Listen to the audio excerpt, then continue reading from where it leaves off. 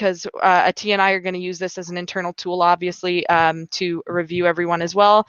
Google Meet's really killing my mood right now with the delay on the initial recording start. So you know what? Let's do a bit of a pre-show interview with Sleepless Studios. How's it going, Jonah? I think you said you're the and we've got Melina up here as well. Great. Okay, the recording has started.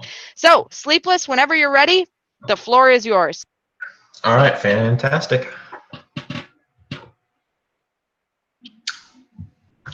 You snap awake, foggy vision, memory hazy, palms sweaty, encapsulated by 4 plain marbled walls. Your mind begins racing. All you can think is, escape! Suddenly, 2 doors open in front of you, and upon thrusting your hand through the first, it emerges out the other. What on earth is this place? You push forward, room after room, chamber after chamber, only accompanied by your encroaching insanity and that dead, robotic voice. This is Portal 2D.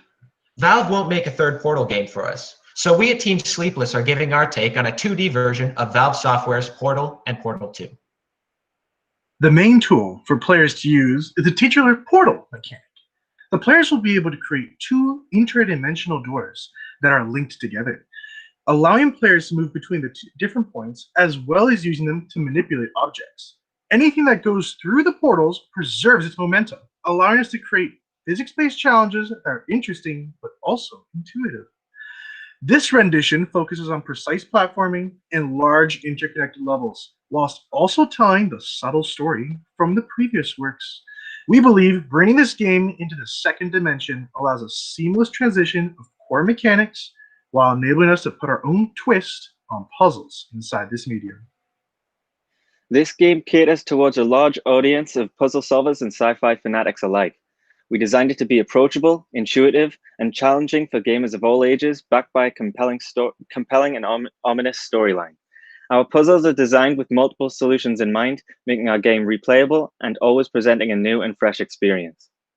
Whether it be slingshotting yourself through the air or narrowly escaping a pool of acid, we hope you all will join us on December 7th to uncover the secrets of this testing facility and finally escape the life of a lab rat. The end. Great. Okay, let's all give a virtual round of applause for Team Sleepless. Very well done. Question for you guys. Were those assets of kind of the 2D renditions of levels, were those original assets that you're using in your project? Fantastic. Those were really nicely done. Okay, so a quick attendance check. Is Ethan, Jake, Nico, Nathan, Melina, and Jonah, is everyone here? Can I see you just ping in chat real quick? I'm seeing a lot of waving, but I've got like the tiled layout, so. Okay.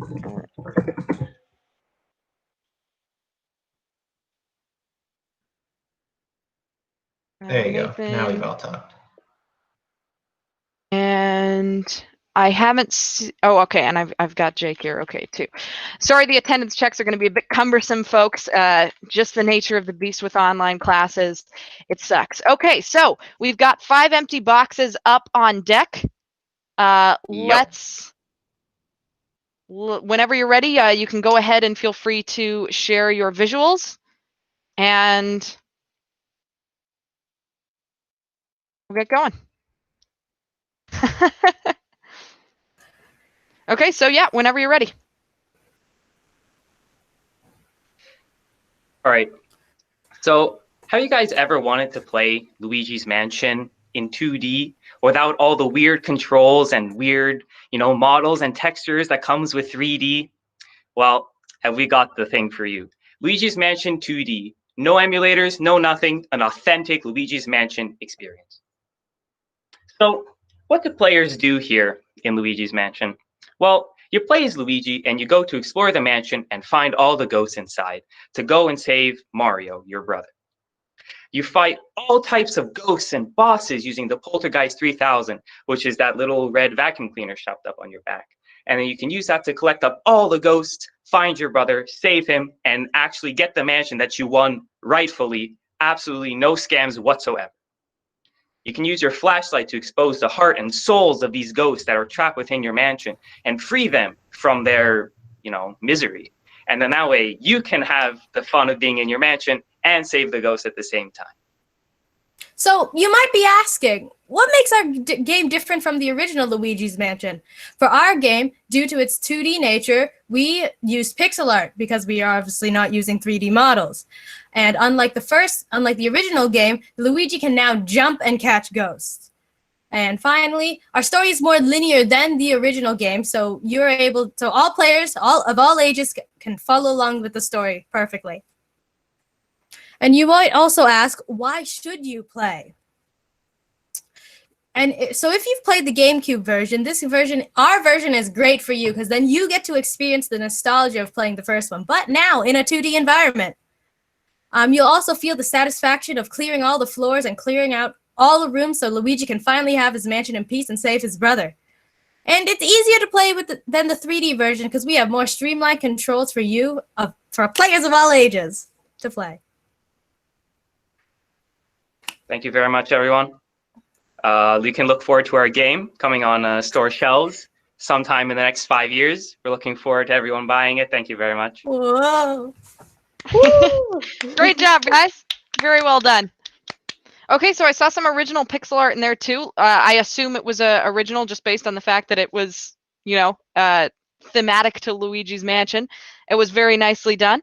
I love the enthusiasm. I love the opening about all of those pesky models. Definitely looking forward to seeing it. So, annoying attendance check time. We are looking for with 5 empty boxes. Mark, Abdallah, Angelina, Mohit, and Carolyn. Can I get a quick ping from everyone in the chat? Okay.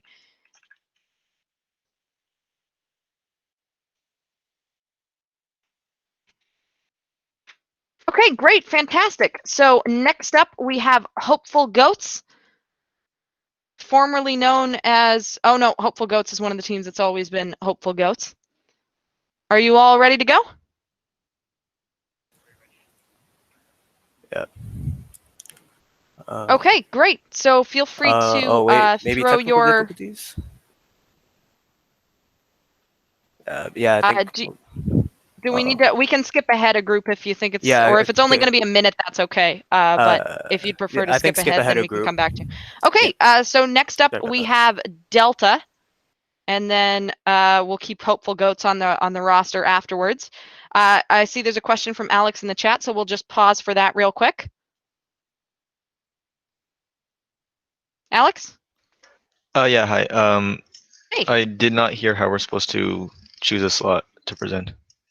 Oh, you can just let me know when you want to take if you want to take the next available slot right now is 14 because we've had a whole bunch of volunteers.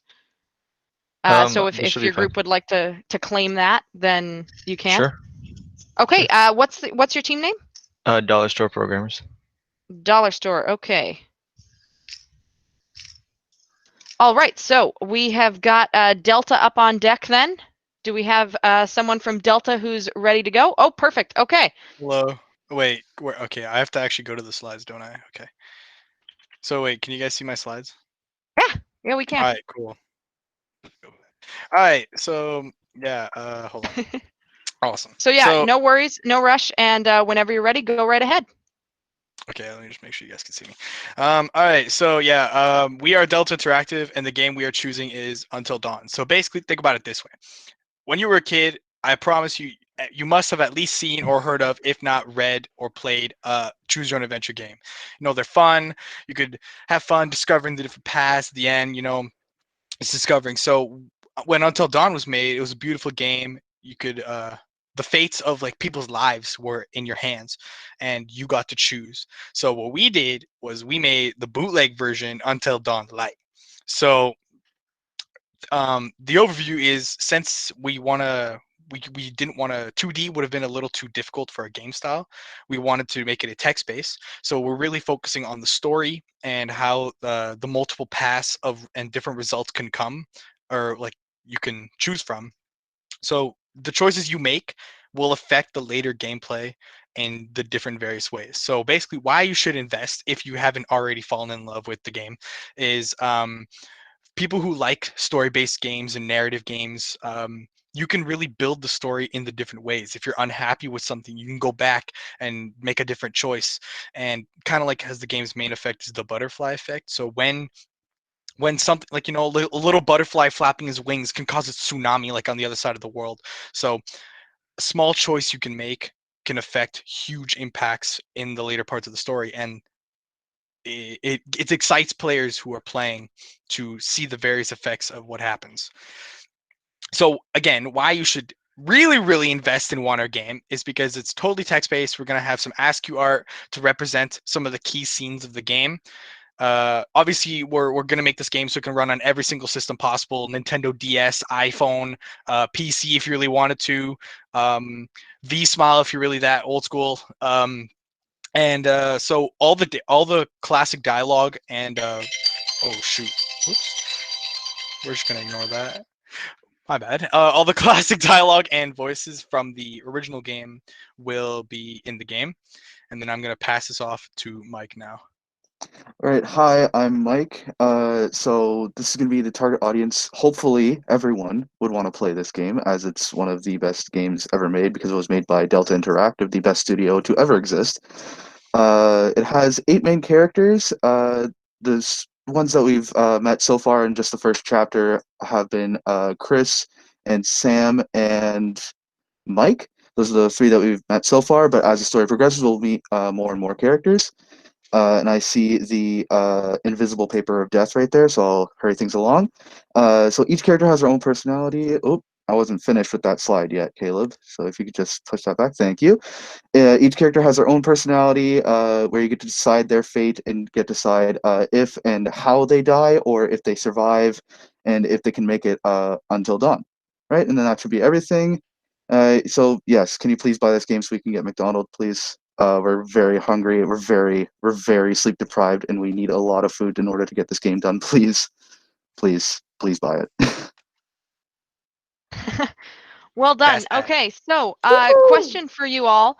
I'm not super familiar with the original Until Dawn. I believe it's kind of more focused on kind of combat and zombie killing, is it not? No, Until Dawn is actually purely a choose your own adventure game. So there's. Oh, okay. Sorry, I was thinking of Dying Light. I think. No, I don't Dying know Light why. is a zombie survival game, but Until Dawn is like there's like a group of teens that are like on some forest cabin getaway. Right. Okay. And Gotcha. then I they have gotcha now. Yeah, that's the one. Sorry, I was mixing up the 2 games in my head. That's why I was a little confused. Totally there. understandable. We are just a superior game. I think the text-based adaptation really makes sense there. I liked the illusion comparison to choose your own adventure novels at the beginning. Very well done. Okay, so quick attendance check for everyone in Delta. Can we get pings from everyone from Delta in the chat? I've got Caleb, Mel, Michael, Tim, Ipcon Mwosa. I'm sorry, I probably just butchered your name. And he's there. Okay, okay. and George in the chat. Okay. So we've got Michael, Mel, George, Caleb, Tim, and I don't think I've gotten a ping from IK yet. IK is there. And Caleb, obviously, I see you on. Oh, okay, sorry. I see you. Sorry. Yeah, I've gotcha. Okay. Yeah. I'm so sorry. For anyone curious, these ears from my Halloween costume, which I was Arthur. That's fantastic. You were Arthur? I was Arthur for Halloween. Yeah, it was perfect. Nice. Goodbye. Okay, so can we get Hopeful Goats? Are you guys ready to go? Have the we're ready. Issues been resolved? Fantastic. Yes. Okay, so start sharing your visuals whenever you're ready, and we can get started.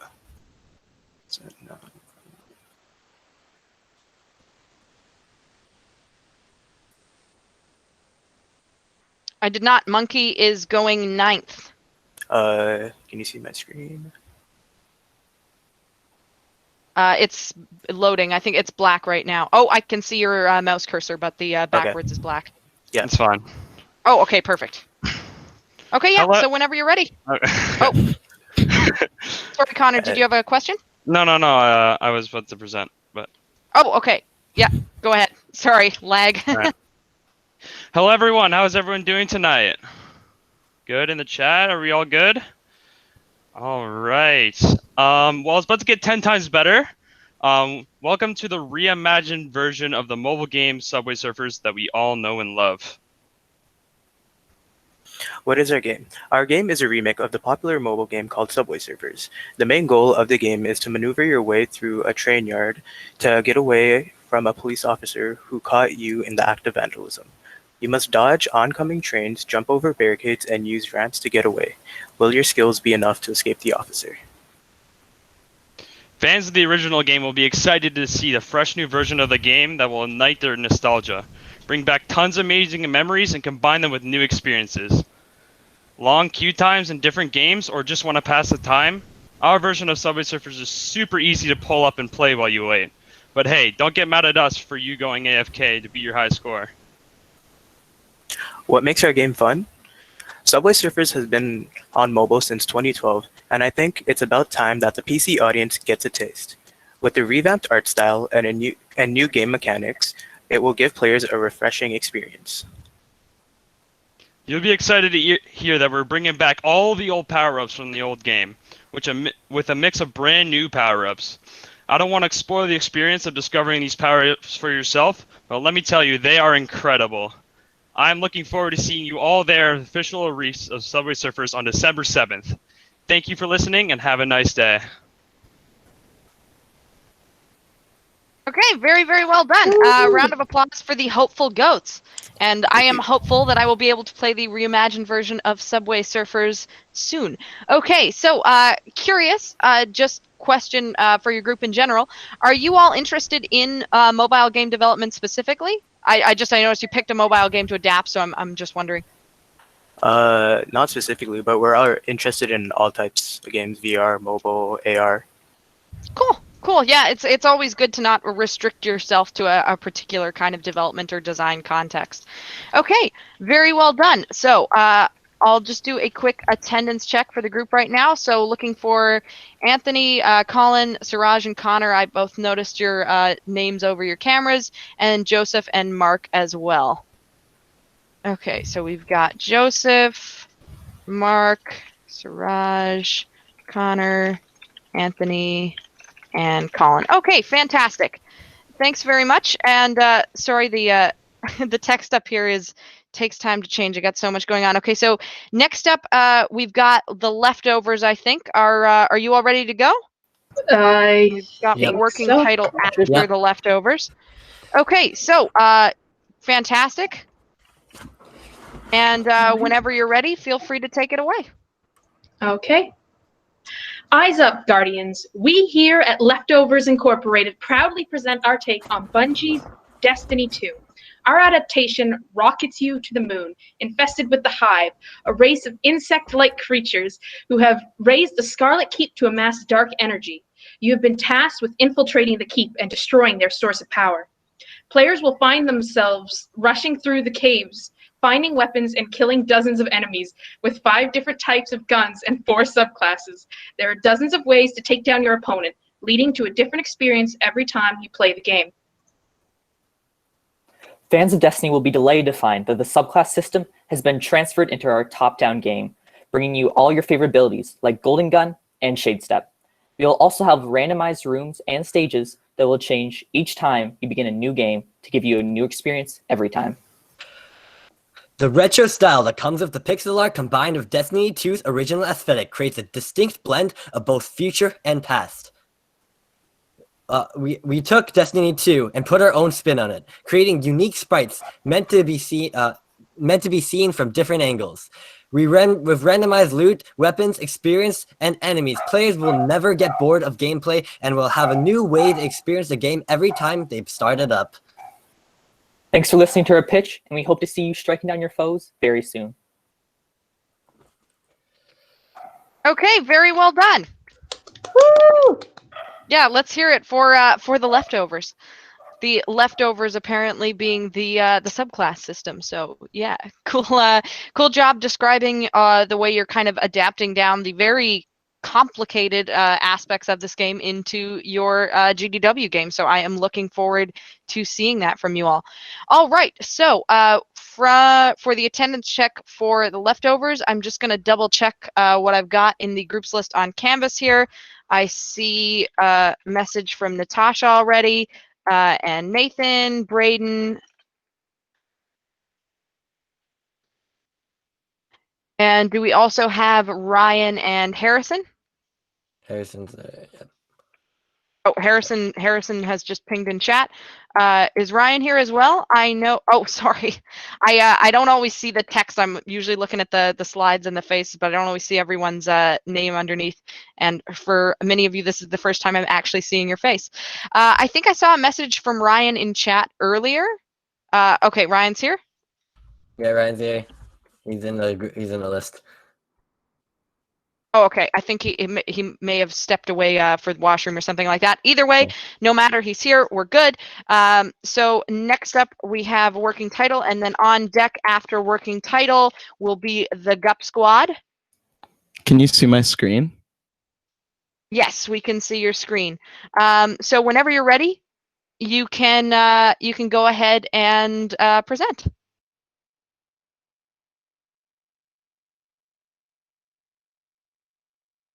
Oh, sorry. Can you see my face and hear me? All right. Hi, we are Working Title Games, and much like our name suggests, our game is also a bit of a work in progress. Progress, it's an interesting word. I wouldn't exactly call it progress, but that's besides the point. Now, we are redefining the Metroidvania genre with our own groundbreaking title, The Witcher 4: New Domain. We have reimagined The Witcher 3 into a 2D platforming experience with highly emphasizing preparedness and aggressive gameplay. The Witcher offers adaptive combat which rewards careful planning, which is in contrast to the often repetitive hack and slash of some games in the genre. In our game, it would be prudent for the players to exploit the monster's weaknesses for their most favorable outcome in battle. You play as Geralt of Rivia, a century-old expert witcher who acts like a gullible teenager. Join him and his broad shoulders and grumbly voice on a quest to slay monsters while traversing the uneven lands.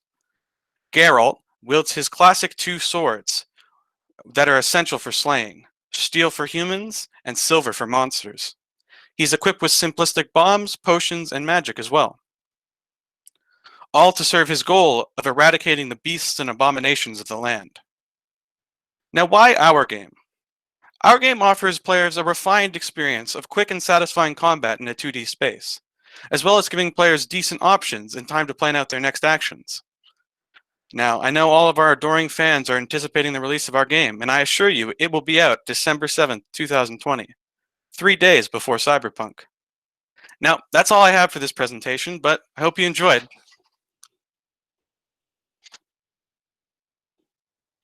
Great, very well done. Thanks, guys. I loved the lines about kind of joining Geralt and his broad shoulders on a journey. That made me crack up. And really, I think if CDPR was more honest in their marketing materials, that's how they'd be selling the game too. So very nicely done. All right, and working title for the attendance check. Can we just get pings from everyone in working title in the chat right now?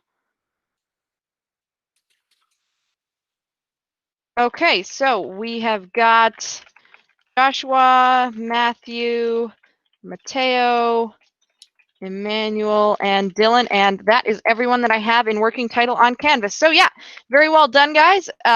GUP Squad, I see, is ready to go up on deck, and after GUP Squad, we will be hearing from Cobalt Horizons.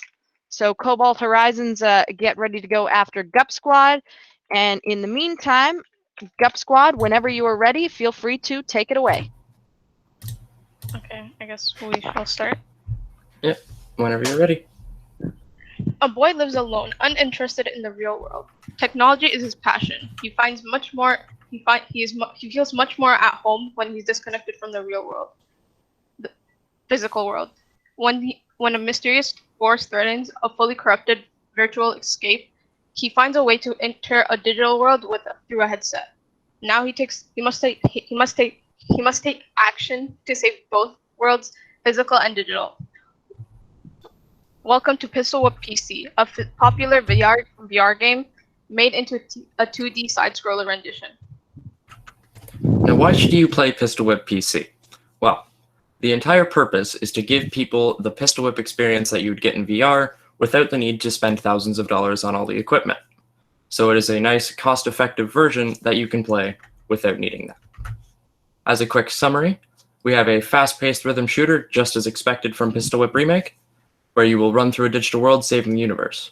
Now, opposed to the try not to die style of the normal Pistol Whip in VR, we have to adjust things into a more arcade feel, where now the high score is more important than it is in the VR version, as that is your now decisive version of how well you do in a stage. Including some nice music, we've got some great time ahead in the game for you to enjoy. Thank you from the team. If there's any questions, you can find us on the Game Dev Discord. Okay, great. Very well done. Very well done. I think it's actually a really interesting concept of adapting Pistol Whip into a side scroller, and I am curious as to whether any of you have ever played Harmonite on the Nintendo 3DS. It is a Nope. side-scrolling rhythm game that is kind of cool. It's obvious. It's a very different feel from Pistol Whip in terms of the actual setting in that, but it might be worth looking into just kind of from a design perspective to see how they handle the whole side-scroller rhythm game type thing. But very Can nicely you- done. Could you spell that in chat for me? Yeah, sure. It is awkward to spell actually, so you might not be able to find it I otherwise. was nowhere near that guy. Thank you. All right, so great job, Gup Squad. Round of virtual applause. Let's keep that going for everybody. And we will do a quick attendance check as well. Okay, so I see we've got Nazifa here, Isaac, Josh has got his webcam on. I think Josephine, yeah, Josephine's got hers on too. So that leaves Donovan. Is Donovan here? Should be. Yes, he Let is. me I check see him in the the list. People tab. He I is see on. him Okay, in the yeah, list. so he might have stepped away too. Either way, it's fine. He's in the meet. It's good enough. Thank you. And next we have Cobalt Horizons. So Cobalt, feel free to start sharing your screen. Gup Squad, you can feel free to take your slides down now. And no worries, Donovan, no worries at all. Hello. Hey, Let how's me it get going? the presentation up here. Good. How are you? Great. And yeah, take your time. I'm just going to reset all my timers and everything here. Sounds good. After Cobalt Horizons, we will have Monkey coming up. Your time to monkey around. I'm sorry. That was not a good pun. I'm ashamed of myself, really.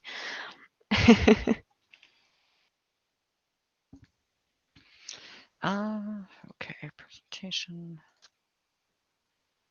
And GTP was the group that changed your name to Impulse. Is it Impulse Studios or Impulse Games? I'm just updating my info on Canvas here. Studios. Okay, great. Okay, so yeah, whenever you're ready, take it away. Sounds good. All right. Vacations. It's been a while. In the COVID era, vacations feel like a relic of a bygone era. But what if I told you there was a way to get away from it all while not leaving the safety of your own home? Welcome to Animal Crossing Cobalt Horizons. Animal Crossing Cobalt Horizons is a fresh take on Animal Crossings with a soothing soundtrack and bright, cheerful visuals which will draw you in and make Cobalt Island your home away from home. With villagers based on the personalities of the developers here at Cobalt Horizons, you can stop for coffee at Kira's Cafe, talk literature with local librarian Stevie and her two rats, go on island photo shoots with resident photographer Matunin, share some delicious fruit with orchardist Kainat, and jam to some music with DJ Winston. You will be the center of our attention as soon as you arrive. After all, you'll be the one helping us to fix the disaster that things have become. Who said vacations have to be relaxing? Questing for friendship. A core mechanic of Animal Crossing Cobalt Horizons is the questing system, in which you take quests from villagers to go around the island doing mini-games, which will allow you to help restore order to the chaotic mess that things are starting to become more and more. With your help, we will be able to keep the cafe up and running and make sure that all the fruit gets picked on time. Resident photographer Matunin will be sure to photograph your efforts for Island Records with his trusty camera. Mini games that you'll be exposed to will be Fruit Shakedown and Cafe Chaos, which will see you as a fruit picker at Kynot's Orchard and as a barista at Kira's Cafe. In Cafe Chaos, you will be able to use provided stations to set the blend, milk, sugar, and cup size to make coffee to the exacting specifications of the villagers. Did I mention there's a time limit? You have 90 seconds to complete as many orders as possible, and you better keep up because you do not want to see Stevie's rats without their morning espresso. Fruit Shakedown. Once you're thoroughly exhausted from your work at the cafe, you'll be heading over to Kynot's Orchard to pick peaches and earn points using nothing but left-right movement and a trusty basket. Beware of falling coconuts as you madly rush to catch peaches, as being bonked in the head by a coconut will stun you and cost you precious time. Rest assured, help may not be on the way, but Matunin will be recording your coconut dodging efforts from the safety of a nearby bush. Sometimes you want to go to an island where everybody knows your name. And since your name is Villager, we think we can hack that. We can't wait for you to join us here on Cobalt Island. Fantastic job. Let's get a round of virtual applause for Cobalt Horizons. I wasn't expecting all the villagers to be named after your group members. That's very cute. Yes. Are those designs of the animals all original designs as well? They are. Kira is Those a very are talented beautiful. art director, and every art asset you see here is her responsibility. So That is fantastic. Big round very of well applause put for Kira. together. Yes, I'm curious if the personality of the characters kind of reflects your own interests in real life as well, or if that was 100%. chosen. Yeah. that is great. You know what, I think I should make an amendment to something I said during the narrative lecture. When something is done kind of cheekily for humor like this, I think it's the exception. A self-insert can be very good in this type of scenario when it's a kind of in reference to the developers or characters from other games or something like that. So very well done. Okay, let's get a quick attendance check here. So Stevie, obviously you've been talking in your pitch. Can we get Mathunin, Winston, Kynot, and Kira in the chat? I see. Okay, we've got everyone in the chat. I see the monkey hype is real, but I have seen all of the pings from members of Cobalt. Okay, so we got Monkey up on deck here, and at this point, I think the hype is rather unbearable. So you all can go ahead and share your screen, and Stevie, you can feel free to take down your slides as well. All right. And after Monkey, we will have a presentation from Team Autumn. Real quick, Okay, mic check. so yeah, mic check. The mic has been checked. Okay. Whenever All you're right. ready. Give me 1 second to pull up my stuff. All right. Hey, everyone. Today, we're here to introduce our GDW game, Flop Op Z. Flop Op Z is an all-new 2D top-down horde shooter made by us, Monkey. We wanted to reimagine the iconic Black Ops Zombies experience and make it a standalone game for a more casual player base. We're adding a new funky twist. If you're craving a fast-paced survival shooter where you can test your skill against the increasingly difficult horde of zombie animals, then our game's for you. You'll take control of Floppa, an anthropomorphic Katakal trapped inside an abandoned theater in an alternate timeline post-war Germany. The Third Reich unleashed a deadly supervirus, causing a zombie outbreak as the last-ditch effort to win the war. Now you are the sole survivor in an undead wasteland. Make your last stand and survive the hordes of undead Nazi animals for as long as possible.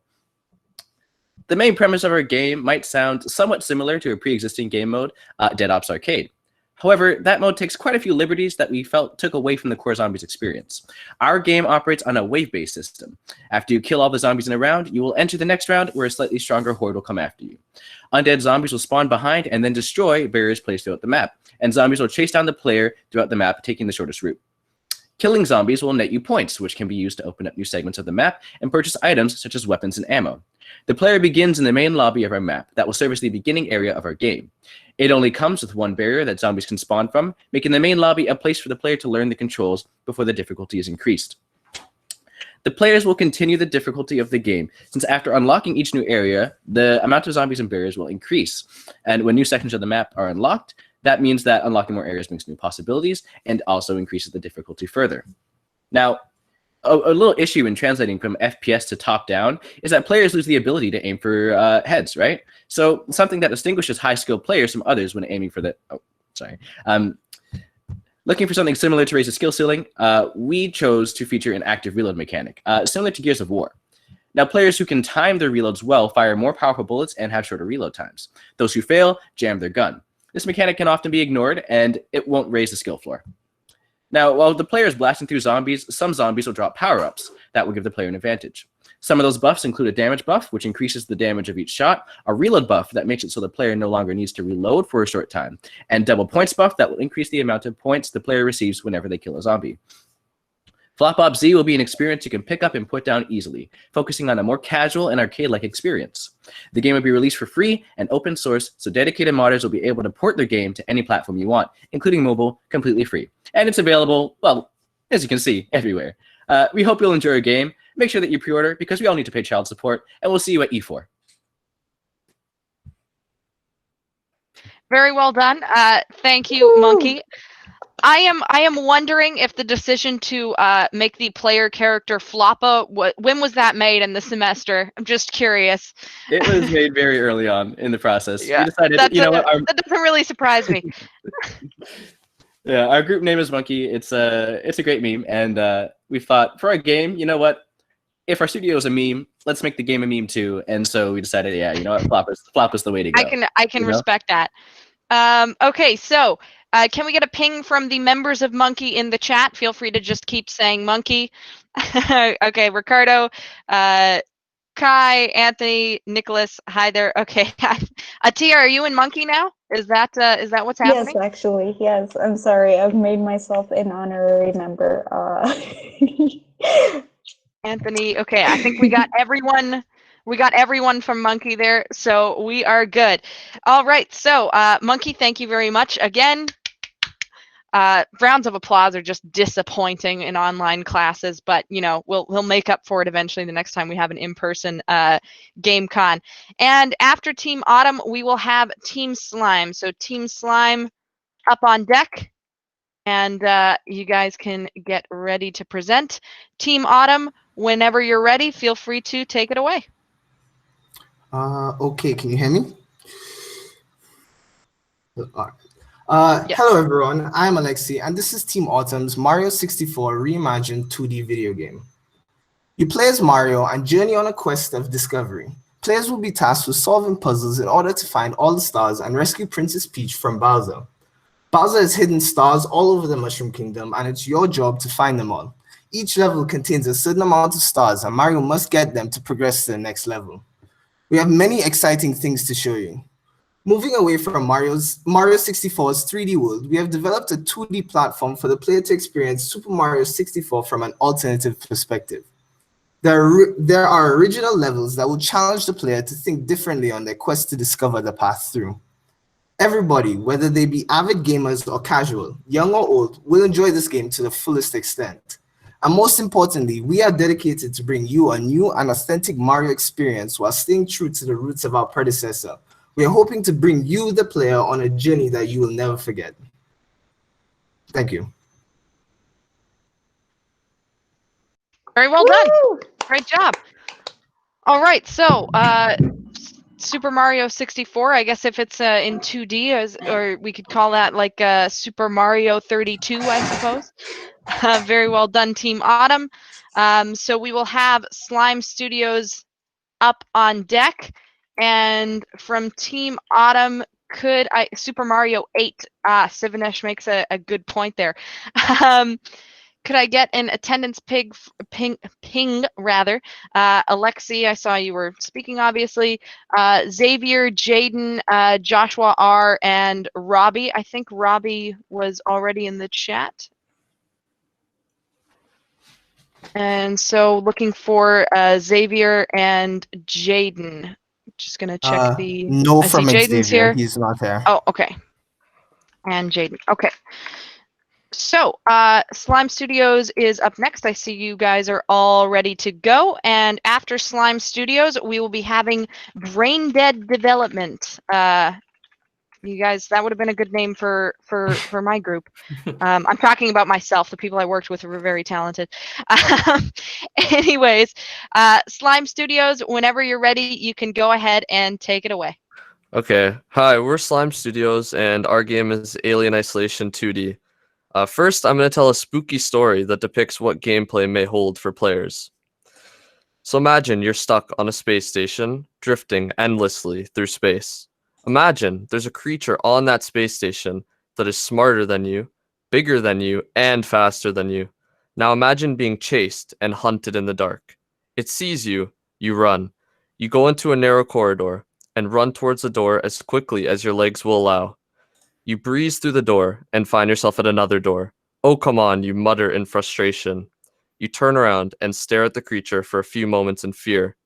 It doesn't see you for now. You must get through this door if you intend on surviving this encounter. The door is locked. You start hacking the door, but you're unsuccessful. You try again, and nothing. It starts heading your way now. You look back. It's coming. You can feel your heart beating faster than you thought was possible. You get back on the door and try hacking it again. It's my only hope, you think. Your hack was successful. The door opens. You throw yourself through the now open doorway and hide in the room. As you look over the counter and see the alien zip by the room, you lived. For now. You may not be as lucky next time. On December 7th, you'll get a chance to experience everything you just heard in our reimagining of 2014's Alien Isolation. You play as Amanda Ripley, an engineer who has boarded a space station called the Nostromo in search of closure behind her mother's disappearance. As both her and you quickly find out, there's a deadly alien aboard the vessel out for your blood. You have no choice but to evade the alien, collect all 5 key cards, open the exit, and escape the Nostromo alive. In order to do this, you have to create distractions and plan routes to outrun the alien. Our reimagining of this horror title allows you to experience the game from a top-down perspective. The game also features a beautiful pixel art reinterpretation of the original art style, evoking feelings of a retro era of games and made completely in-house. Supported by our AI pathfinding and behavior systems, our Aliens AI will scare you and immerse you within the claustrophobic halls of the Nostromo.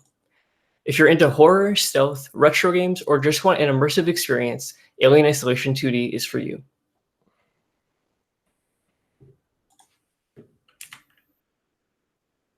Well done. Great job.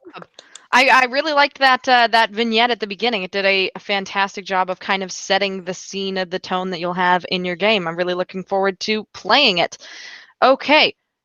So another sorry, just keeping notes here on everyone's pitches so that I can give you guys feedback that was actually written while you were pitching. Great job.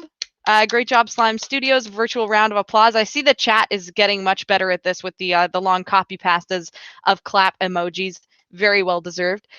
So quick attendance check for Slime Studios. Obviously, Christian and Shesh were both talking. And Stephen, I think I saw in chat as well. Nathan, Addie, Aiden. Yeah, can I get a quick ping from Stephen in chat as well? Or I guess I'll check through the... Yeah, I see Stephen's here in the people list. Okay. So that is everyone in Slime Studios, I believe. 1, 2, 3, 4, 5, 6. Okay, perfect. So next up, we will have a Brain Dead Development. Can you hear me? And after, yes, we can. And after Okay. Brain Dead, Water Horse will be up. Can you see me? Yes, we can see you. Perfect. Assuming that you are in fact Trevor who is speaking right now and not someone trying to impersonate Trevor and time your motions exactly with him. I mean, you never know. Okay, hang on. Let me just... And you can see... Yes, okay. You Yep, can see my perfect. screen now? Whenever you're ready. Perfect. Golden. Okay. Hello, everyone. I'm Trevor Long from Brain Dead Development. I'm here to tell you all about our recreation of Resident Evil. You want to experience classic Resident Evil without the hassle of 3 dimensions? Well, we here at Braindead Development have you covered with our very own Resident Evil-inspired top-down shooter. In our version of Resident Evil, the player must try to escape from the mansion they have found themselves trapped in. Along the way, they'll find themselves coming face to face with the undead denizens of the place, and will need to fight for their life if they want to escape in one piece. Players will experience the tension of trying to fend off the undead, taking the time to line up their shots and hoping that they have enough ammo to get through the night. Each encounter needs to be a tactical decision. Is this zombie really worth the ammo, or can I try and get past them? Simply defeating or evading the dead will not be enough to escape, however. The mansion itself isn't too keen on allowing anyone to escape. It's filled with puzzles and traps to keep you within its walls. To progress through the game, players will need to solve these puzzles and get to new locations within the manor, hoping that somewhere along the way there will be a means of getting out of the hell they have found themselves in. If this sounds like an experience you would enjoy, then we invite you to come visit us at the Game Expo in 2 weeks' time. See if you can keep your wits about you as you try and escape from the mansion. Good night, everyone, and don't let the zombies bite. Woo! Great job. I have always wanted to experience that type of game without the pesky 3rd dimension. Having no depth perception myself, I might actually stand a chance if it was on that level playing field of 2D. Okay, so I guess, you know, it's good that you're brain dead development because the zombies will not want to eat your studio. So that's good. I like that. Okay, so quick attendance check. Obviously, Trevor was presenting. Do we have Everett, Calum, Jade, Jordan in chat? Anyone from Brain Dead? It just feels bad describing you all as Brain Dead Studios. I'm not gonna lie, or Brain Dead Development rather. That's good. BDD. It's got that nice acronym feel. Anyways, we'll have Water Horse up next, and then after Water Horse will be the Dollar Store Programmers. So Dollar Store Programmers up on deck after that. And I see that a Water Horse representative is currently getting the presentation underway. Destiny 2, Electric Boogaloo. I think we got a lot of Destiny in this class, I guess. Can you almost as if it was Destiny. Yeah, we can hear you. Can you hear me? Okay. Yeah, you're good. 1 sec, there we go. Okay. Oh my god. Ready to go? Yeah, whenever you're ready. Alright. All of us here at Water Horse Studios are big fans of the Destiny franchise. So for our GDW, we decided to remake Destiny 1, and we're proud of what we've accomplished. What we did is take the classic appeal of the original Destiny, that being the looting and the unique combat mechanics, and we reimagined it in a new 2D art style and a new way to play that is being top-down. The player has a full open world to explore filled with enemies to be killed and glorious loot to be had. And to deal with all of these enemies, the player has a variety of weapons and subclass abilities at their disposal. The progression is strictly player-based, which appeals to a wider audience. And multiple types of gamers can enjoy this game. Explorers, killers, achievers. Players can progress at their own pace by choosing to fight or merely just explore the massive open world we have. Also, unlike Destiny, there are no high-spec requirements, so anybody can play this on any platform. Throughout the game, you'll find multiple objectives, such as finding remnants of human civilization, discovering old technology, fighting powerful bosses, and conquering the hordes of enemies set out before you. The initial levels of the game serve as a quick tutorial so that any player, regardless of skill, can get into this game quick. And as you progress, the enemies will increase, so will their power, challenging you throughout your playthrough.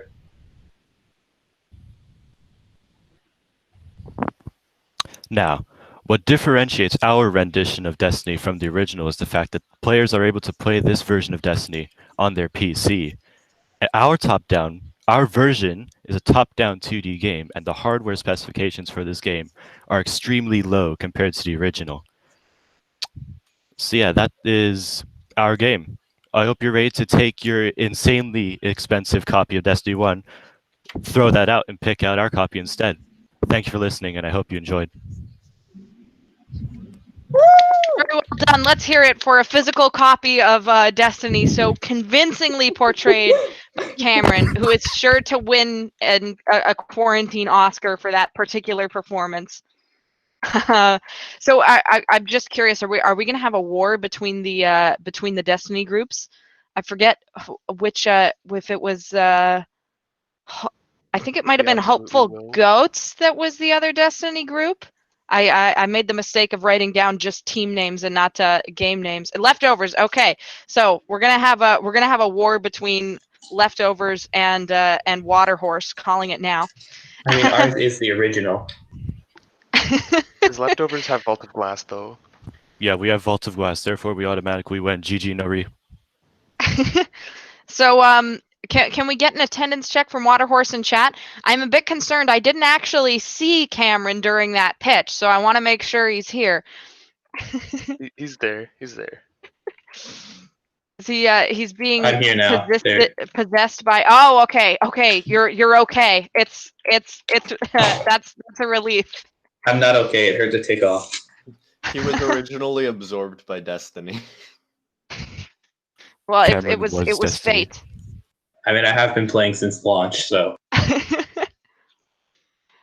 Okay, so I have got Waterhorse done here. Everyone from Waterhorse in chat, fantastic. So we've got Dollar Store up next. Feel free to throw your slides on up whenever you're ready. And next up after Dollar Store, we will have Impulse Studios. Now, after Impulse, the list is currently a wild west of blank slots, so I will be picking randomly, or pseudo-randomly rather, from the groups that remain unless anyone volunteers in between now and the end of Impulse's pitch. So just to let you all know, Dollar Store, whenever you're ready, feel free to take it away. I see your slides aren't up yet, so I'm not sure if you're trying to share your screen right now or not. Yeah, I'm just presenting. Yeah. Oh, if you thought the first war was good, you'll be ready for the second war. There's another war's on the horizon. We don't have horizon. Oh, it looks like my Google Meet is having an issue right now. So there we go. Okay, it's loaded. I think it was just buffering on the slides for a little while. All right, so whenever you're ready, Dollar Store, take it away. All right. Hello, and thank you, ladies and gentlemen, for coming to see our presentation. Resident Evil Remastered. My name's Matt. I am one of the, and that is not the slide I'm on. I guess this works. I am Matt, one of the programmers, designers, local meme lord, and spokesperson for the Dollar Store Programmers. Hello there. So our concept. Like one of the previous submissions that was Resident Evil, we are trying to, I don't know why I'm comparing to them. Sorry, that was me brain farting. So we are trying to retake the first floor from the original mansion and completely make it into a wonderful puzzle-based game. Our emphasis is going to be on puzzle solving as opposed to combat. While there will still be combat, we mostly want to give players the thrill of solving puzzles, going from room to room, and eventually escaping. Players will have to find keys in order to grant access to more of the mansion, and they will try to escape the mansion once they have the final key. So our target audience, if you're a horror junkie, a puzzle lover, an explorer, or a Resident Evil fan, you will love our target audience. Furthermore, if you just love escape rooms, you will like our game. Honestly, escape rooms are cool. So if you like escape rooms, you are cool and will like our game. So gameplay. Players will be playing in real time with some action from enemies that you will face while you're doing your puzzles and trying to escape. And again, we are focusing on the puzzle solving. We want to make this an experience for players who love puzzles to enjoy themselves and advance the mansion as they please. Yeah. So our art style. We will have a pixelated graphic art style featuring a deep contrast between our environment and the beings within it. NPCs and players will have more of a grungy look a little dirtier and darker, and the world is going to be more bright, more sort of like not pastel, but like bright, vibrant, and using a lot of white and contrasting colors in that. All right, thank you for watching, and we hope that you remember, if the game exists, we'll remake it with dollar store quality. Very well done. Love the conclusion there. So yeah, I guess we've got Thank another you. gang war going on for Resident Evil. Yes, but we will be battle the of the true 2D Resident Evils. Evil. We will be the true Resident Evil. They're just the visitor evil. So you're the incumbent evil. No, we're the true Resident Evil. I know I've been watching Yeah. too much U.S. election coverage. Don't worry about it. Yes, I've just made too many thoughts. Anyways, I like the escape room angle there. Actually, I think that's an interesting way of going about the adaptation. So, quick attendance check on Dollar Store programmers. Obviously, Matt, Alex, I saw you both there. Can we get Connor? Ethan messaged me. He mentioned he might not be able to make it to class. I'm not sure if he's here. And is Nolan here?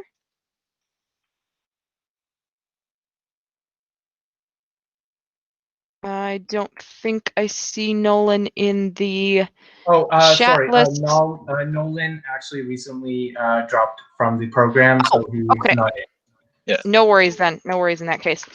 Okay, so we've got Impulse up next, and on deck, if there are absolutely no volunteers, we are going to hit up, let's see. Sleep Deprived Studios will be up after Impulse. So Impulse, whenever you're ready, feel free to throw your slides up on the screen, and we will get going with your presentation.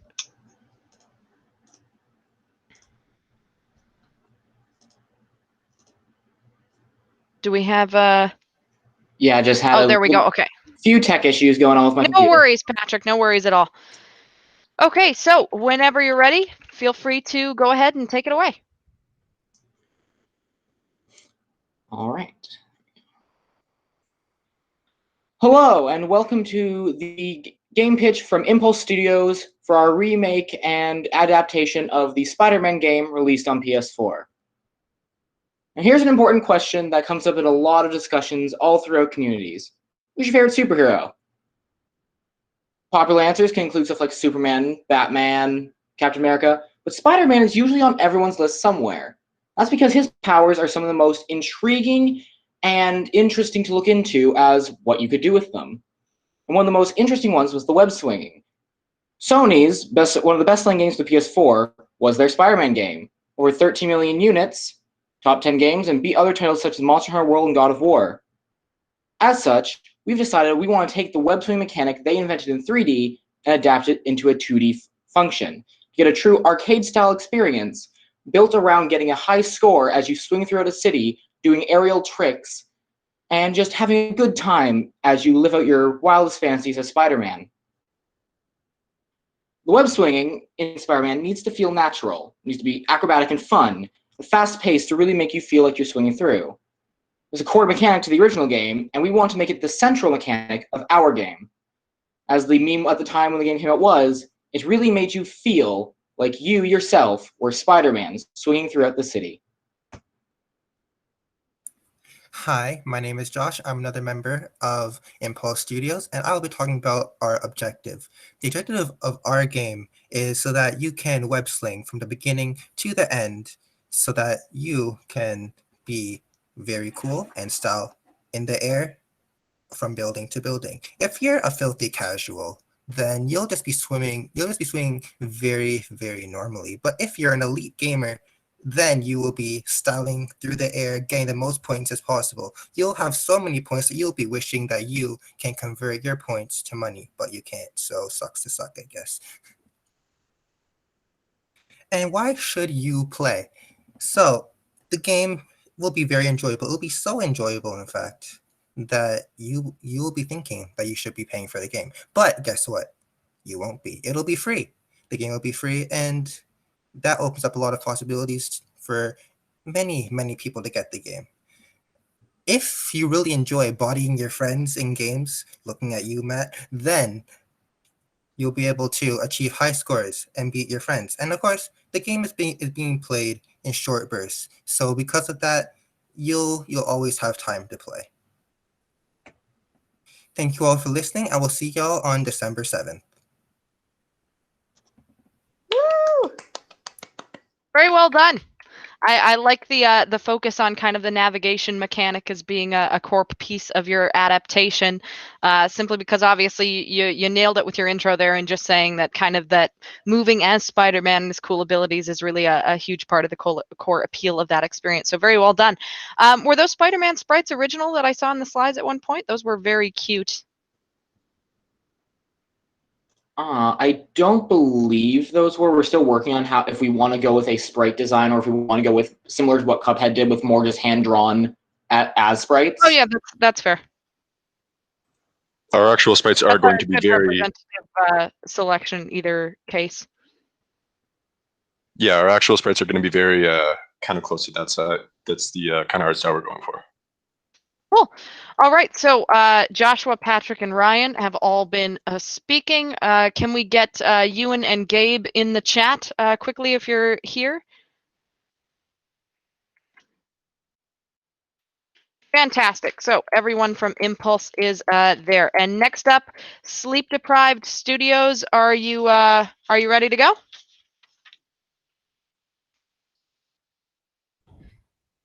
Hi, testing. We can hear you. And Miles, I've got you up on deck after Sleep Deprived. I'm not sure if you've got a pseudonym for your solo project, but I'll just put you up here on the on deck as Miles. Big Cheese Interactive. Okay, cool. Let's see. Big Cheese Interactive. Cool beans.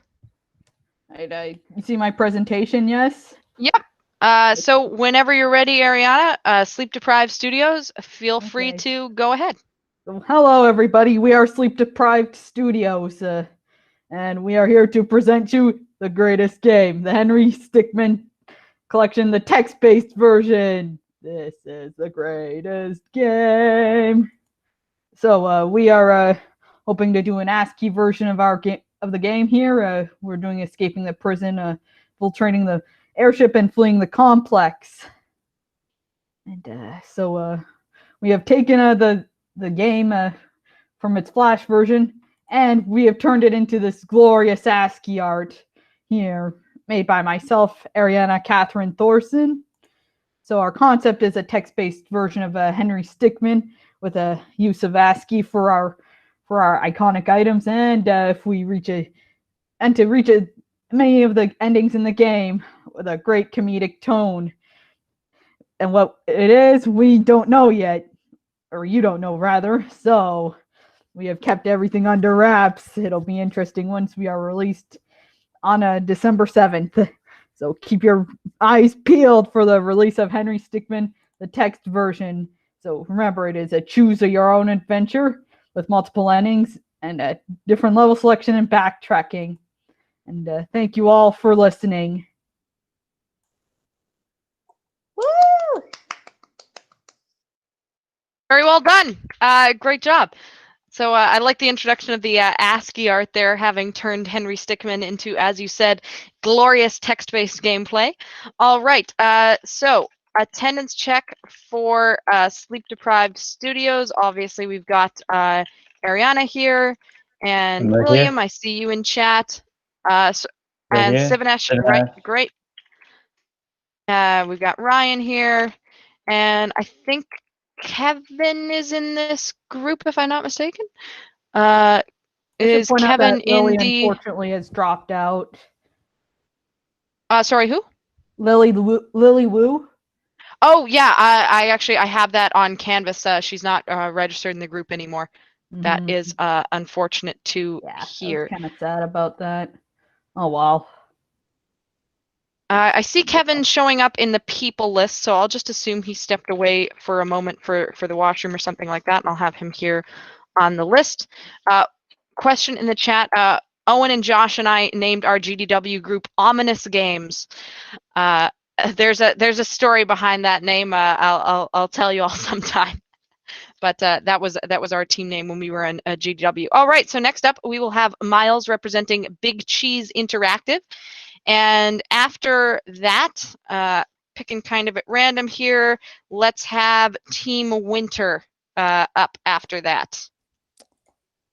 All right. Oh, can you hear me? Yeah, we can hear you. Okay. Just give me a quick second here.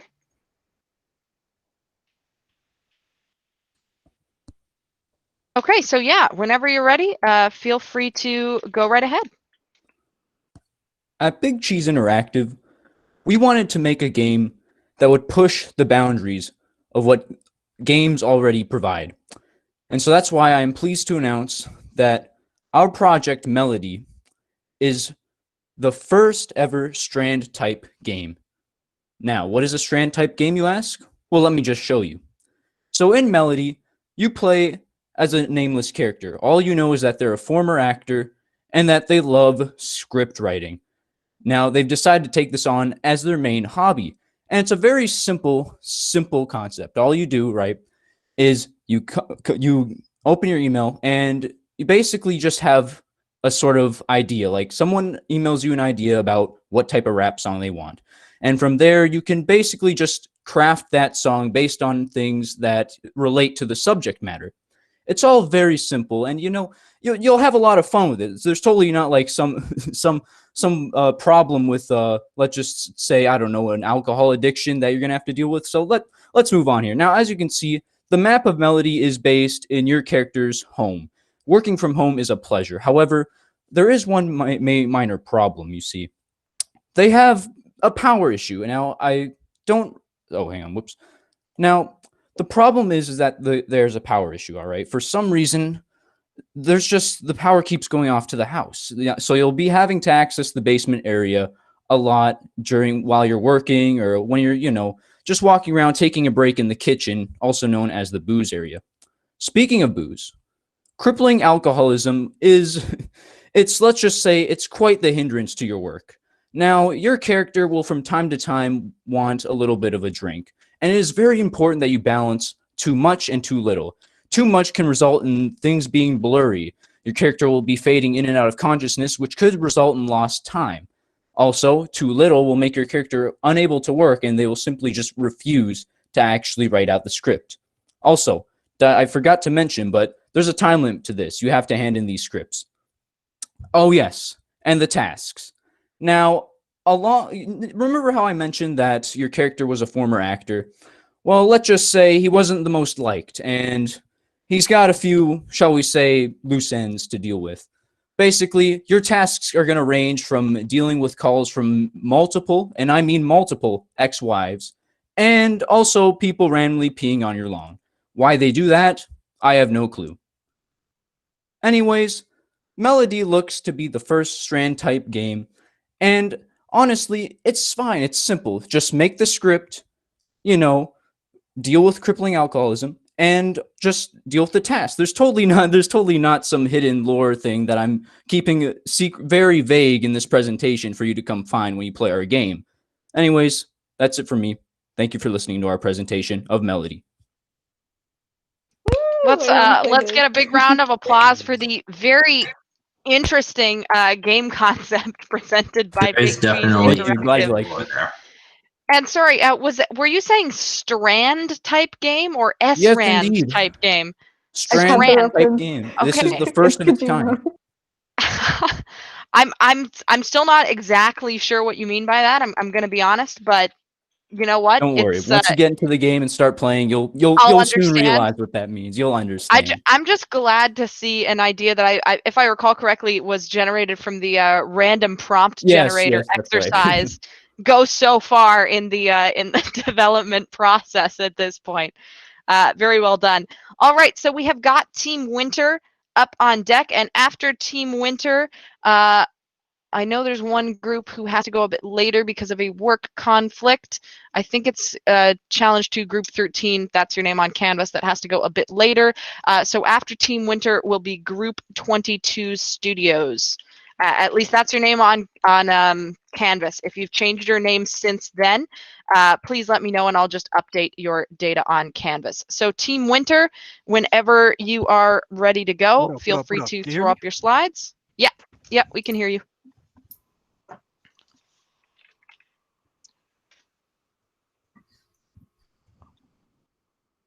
Can y'all see my screen? Yeah, it's just buffering right now. There we go. Perfect. Okay, so whenever you're ready, take it away.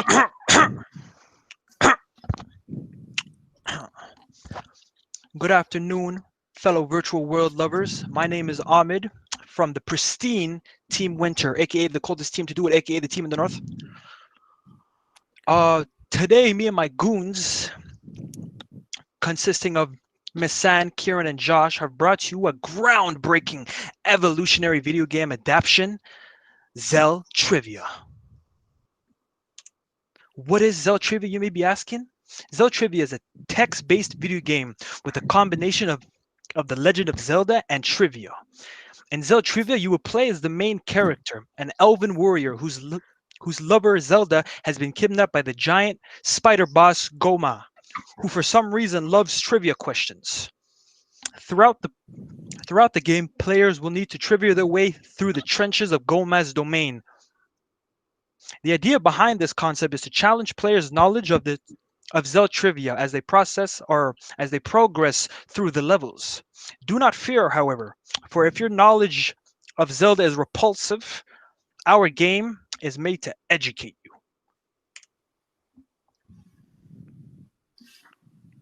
Alright, so the gameplay. How this basically works is you start off with a Legend of Zelda question, like, for example, in the original Legend of Zelda game, Link was given a sword, but in the new one, what did they give him?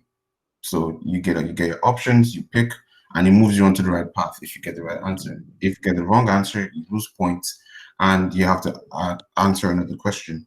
The whole point of the game is to just like get the most amount of points by answering the most amount of questions correctly and solving it in the least amount of tries. So the reason that you should be interested in our game is the fact that it's a text-based game. This means that it's super simple and it's easy to learn for anyone new or old to the series.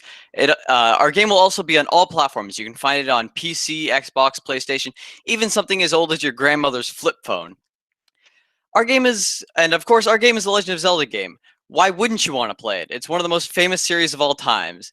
And of course, if you have your Legend of Zelda knowledge, you have the ultimate bragging rights for your friends. And lastly, it's free. So the story is pretty simple in this one. Ganon's back and he has kidnapped Zelda.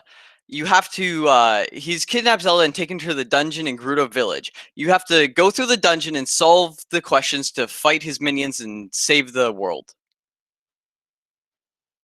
Thank you for watching Team Winter, aka the team in the north, aka the greatest team to do it. Very well done, Team Winter. Legend of Zelda pseudo Jeopardy to save someone's life is not something I knew I needed in my life, but it definitely is something that I need in my life. So very well done. You are very welcome. So quick attendance check for Team Winter. If we could get pings from everyone in the chat. Josh, Kieran, Misan, Ahmed, Steven, and Cole. My chat is not. See, we've got Ahmed here. Okay. Yeah, no worries. That's okay. We've got Misan here. And just going to check the list here. I think I saw Josh. Yeah, I did. How many Joshes have we been through today? I feel like every time I look at the class list, there's one more Josh than I had previously noticed. I think I confused a few of you beforehand. There's 5. Yes, from what I can see, there are in fact 5 of you. So I don't think I see. Wow, that's impressive. I think that's a record for the most people with the same names. And people say that there's too many Ethans. It's the Josh take. The Ethans have nothing on the Joshes. There's about 4 Ethans, 5 Joshes, but if you include GDSA Josh, there's technically 6 Joshes. Are there 4 Ethans? I thought there were only 3 Ethans. Offhand, I can remember There's an Ethan B. There's 2 Ethan Ks. I think there might be a 4th Ethan. I'm not as good with last names. Me neither, honestly. If but we I put all assumed the there's Ethans 4. and Joshes together, that's just 10% of the of first year at this point, which is fantastic. All right, so Group 22 Studios, you will be next up after Group 22. The one other assigned GDW group that remains on Canvas will actually be going later in the night due to one of their group members having a work conflict. Basically, after Group 22, if there's anyone else who isn't in GDW who will be pitching tonight, and if you're here, you do have to, or rather, to get marks for this assignment, even if you're not in GDW, you are still expected to pitch. So in the unassigned group, I don't think anyone else in that group who is not in GDW is here right now, but I'm just going to double check the attendance list real quick. That would be Brian, Noah, or Daniel. I'm not sure if anyone knows where they are. Otherwise, Group 22 will be rounding out this half of the lecture. Afterwards, we'll go to a quick break, and then we'll come back to do some kind of bonus extra content that you all requested, and we'll have a pitch from Group 13 whenever their member is back from work. All right, so whenever you're ready, Group 22, feel free to take it away. All right.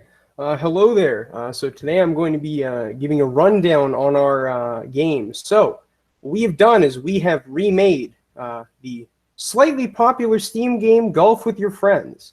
So what is it? Well, it's Golf with Your Friends in 2D. Now you may be thinking to yourself, well, what's Golf with Your Friends? It's a golf game that you play with your friends. The name says it all. So for our game, what we're going to be featuring is 2D level design that has been made, I believe, yes, here, as you see, level layout similar to this, that will have things like platforms that we have, as well as some unique art that will be put in later. So, why you should play the game. So, Golf with Your Friends is going to be a 2-dimensional perspective with interesting and difficult obstacles, such as walls, jagged cliffs, and a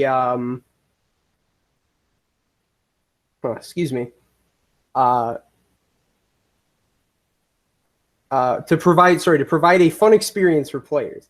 It is going to let players control the height of their we're going to have a control scheme that will let players control the height of their shot to pass through these obstacles, which is different from Golf with Friends, which only let you control the direction of which you are going to hit your shots.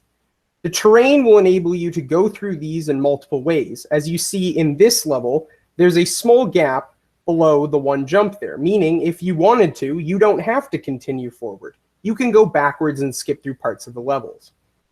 So, for our level, we're going to have multiple areas: grassy, snowy, rocky, sandy. Now, these aren't our own sprites. These are ones that we've used for now for our demo.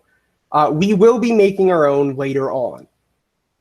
So, who do you play as? Well, you play as Ralph, a middle-aged dad who's a golf fanatic, but not very good at it, who plays way too seriously for his own good, and blames all of his poor golf performance on his tools. You'd never do that. So, the gameplay that we have will be using WASD to control the angle and the power of our shot. And with this, you'll be able to decide where you're going to be going. As I said before, you can go backwards, you can go forwards. So if you wanted to move, the red arrow will show you, the red dot, sorry, will show you exactly where you're going. So, player interaction. Golf with Your Friends was made to be a 1 to 2 player game. In the single player mode, the player's goal is to get the lowest amount of strokes and beat your own score. And in the multiplayer mode, your goal is to finish the level with the lowest amount of strokes and beat the other player. The things that we've used so far for this were the logo and the themes were stuff that we'd taken. All the other things, the level design and the sprites, were our own made. But other than that, I think that's all. Great job, Wade. Thanks for your presentation, Group 22. And I love the dad. He sounds like the epitome of gamer rage in golf dad form. So very well done there. All right, so that is everyone for now. I will do a quick attendance check on Group 22 before we go to a quick break. Wade obviously is here, looking for Femi, Gareth, Alex, and Saif, and I'm sorry if I just butchered your name, any of your names. Please do let me know if that is the case. Gareth, okay. And looking for Femi and Alex. Hi. Hey. Sorry. Oh, no worries. My And do we have Alex here? I see Alex in the group list. Okay, perfect. Great. So that is everyone. Thanks for joining us for all our pitches. Let's have another round of applause for everyone that's gone so far. Excellent. And again, we do have one group left, group 13, and they will be going a bit later in the evening due to a work conflict. So right now, what I'm going to do is we will take a quick break. We'll come back at like 6:43-ish, 6:44, just before 6:45, and I will be doing some short lecture content today, just some extra topics that were requested via the feedback form. Basically, if you got them in by Friday, they're probably in here. There were just a few topics that were kind of requested. A couple were sort of similar, so I've condensed those down into a little mini lecture, and we'll be covering that in about 10 minutes. And if you put in a topic after the Friday, I will try and work it into a couple of slides next week during our final lecture. So yeah, in the meantime, if you've got any questions, feel free to ask.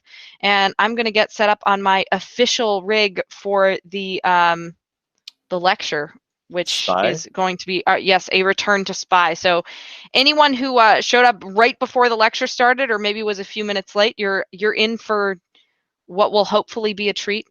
But I'm just, my face is going to go dark for a second. I'll be back online in a moment.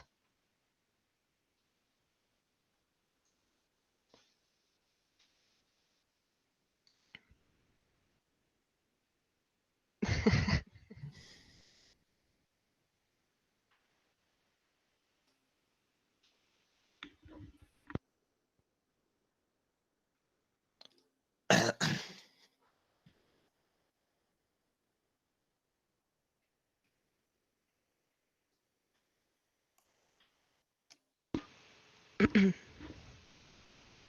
think my audio is working.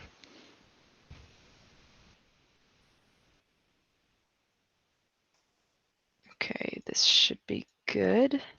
Oh. My God, Joffrey Humphrey's coming out the heavens. Rip Josh. He died. He was a very brave man. A very okay, I kind think soul. He just came. I think we're but he's back. here. He just I know. came I'm back. just playing around because of the fact that Heaven is Exactly. usually portrayed as There being we in go. disguise. Hey, bro, dap up my grandpa up there. God. Okay, and we're back. Well, we'll be starting the content at in about 8 minutes now. All right, so that means We're that ready to go here. whoever's going to be watching this recording will see this as well, right? Yes, that's true. That is 100% true. By All right. popular demand, really, it seemed like more people would have been disappointed if I didn't give the extra little bit of content as Spy. So, I don't want to disappoint the crowd. So here we are, essentially. That's where we're at right now. I see, Professor. You show your true face now, huh? Exactly. This is who I really am. Don't judge me. Samantha is the Show me your true imposter. form. You knew this. If you came to the Among Us session, then you knew this going in. Face rig. This is Face Rig, yes. See. And I don't know why, but my Google Meet is going screwy right now. It's not actually showing the chat or anything like that. It happens from time to time. I think it's Chrome. There we go, and we're back. I want to avoid leaving the Meet as much as possible because I think that'll kill the recording, and then it'll be in multiple places. Digital effects, right? Yeah, Cameron, no, I appreciate the practical effects. I think that's a lost art in some ways. Samantha, can you show off your serious burger form? You're right. I will. Let me put on some chill beats first, because I think that's really essential to the appreciation of the burger form.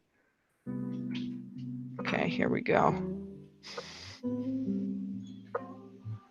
Let's see. Okay. So it's really a debate of whether my true form is this or the spy. But this is the Samburger form. So I'll probably stick to spy for the bonus content just because I need to maintain some semblance of a human likeness for that. But look, you asked, I answered. That's what this is. So I'm not gonna lie, Isaac looks like he's a lot closer to his webcam than usual. I don't know why. I have good. you should have seen you should have seen Josh's camera earlier. It was just it was aligned very well, shall we say. It's just his head was almost completely cut off. Oh, and it's back. There we go. One thing that's really fun about my webcam is that it's super wide angle. So if I reach towards it, my hands get just fantastic. massive. Oh my god. You're going to Brazil. Get your hands away from me, goddammit. You're I guess going Josh can do to it too, Brazil. except that his hands just disappear. And my hand All right. disappeared. I disappeared too. Bye, Josh. Alright, Are Oh, you that's a serious, dragon. man? That is a dragon. You got a problem with that? Oh, with the invisible you man guys do all stuff, I these just effects, but I found can the turn into shove Cloud. I can turn into Cloud Strife. There you go. I'm Cloud Look at Strife this. now. Oh, that's Wait, I impressive. turned into my dog. He's an evil Papillon Chihuahua mix, and he stinks. Oh, Josh. It's hard to keep track of which of the Josh. Joshes are Joshes and which of the Joshes are Joshuas. You've I got have my an sign that I'm holding up, even though you can't see it. I have the invisibility cloak right now. Oh. That's fantastic. I see you. Oh, one less Josh. Josh gone. I guess I'll get the slides up. Shockingly, a little laggy here with Face Rig. I think it might be using my integrated GPU for whatever reason. Wow. That is a very cute dragon. Yeah, it's one of the defaults actually. I'm surprised at the number of default avatars there are. Really, I didn't expect there to be this many. Is there anything anime themed? There are some anime themed DLC. There's a couple of vaguely anime looking characters. There's the There's a VTuber. little chibi witch thing here that's also a little anime themed. Though I think it's this one has like iris tracking or something. Oh, that's freaky. Oh my god. That's just weird. Oh my god. That's too weird. Let me go to this objectively less weird bootleg Judy Hop from Zootopia. Oh, that's her name. Oh, you can also just cosplay as a normal, like, boring-looking person. There we go. Oh my god. I am now Jane, average young female, apparently. Jane,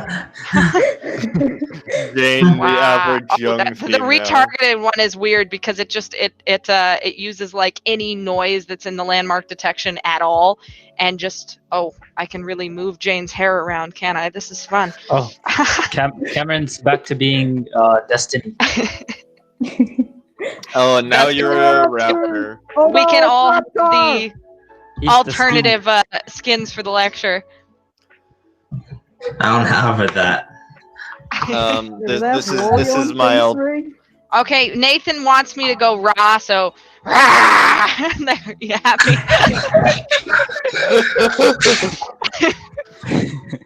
Hopefully this makes online classes worth it, right guys?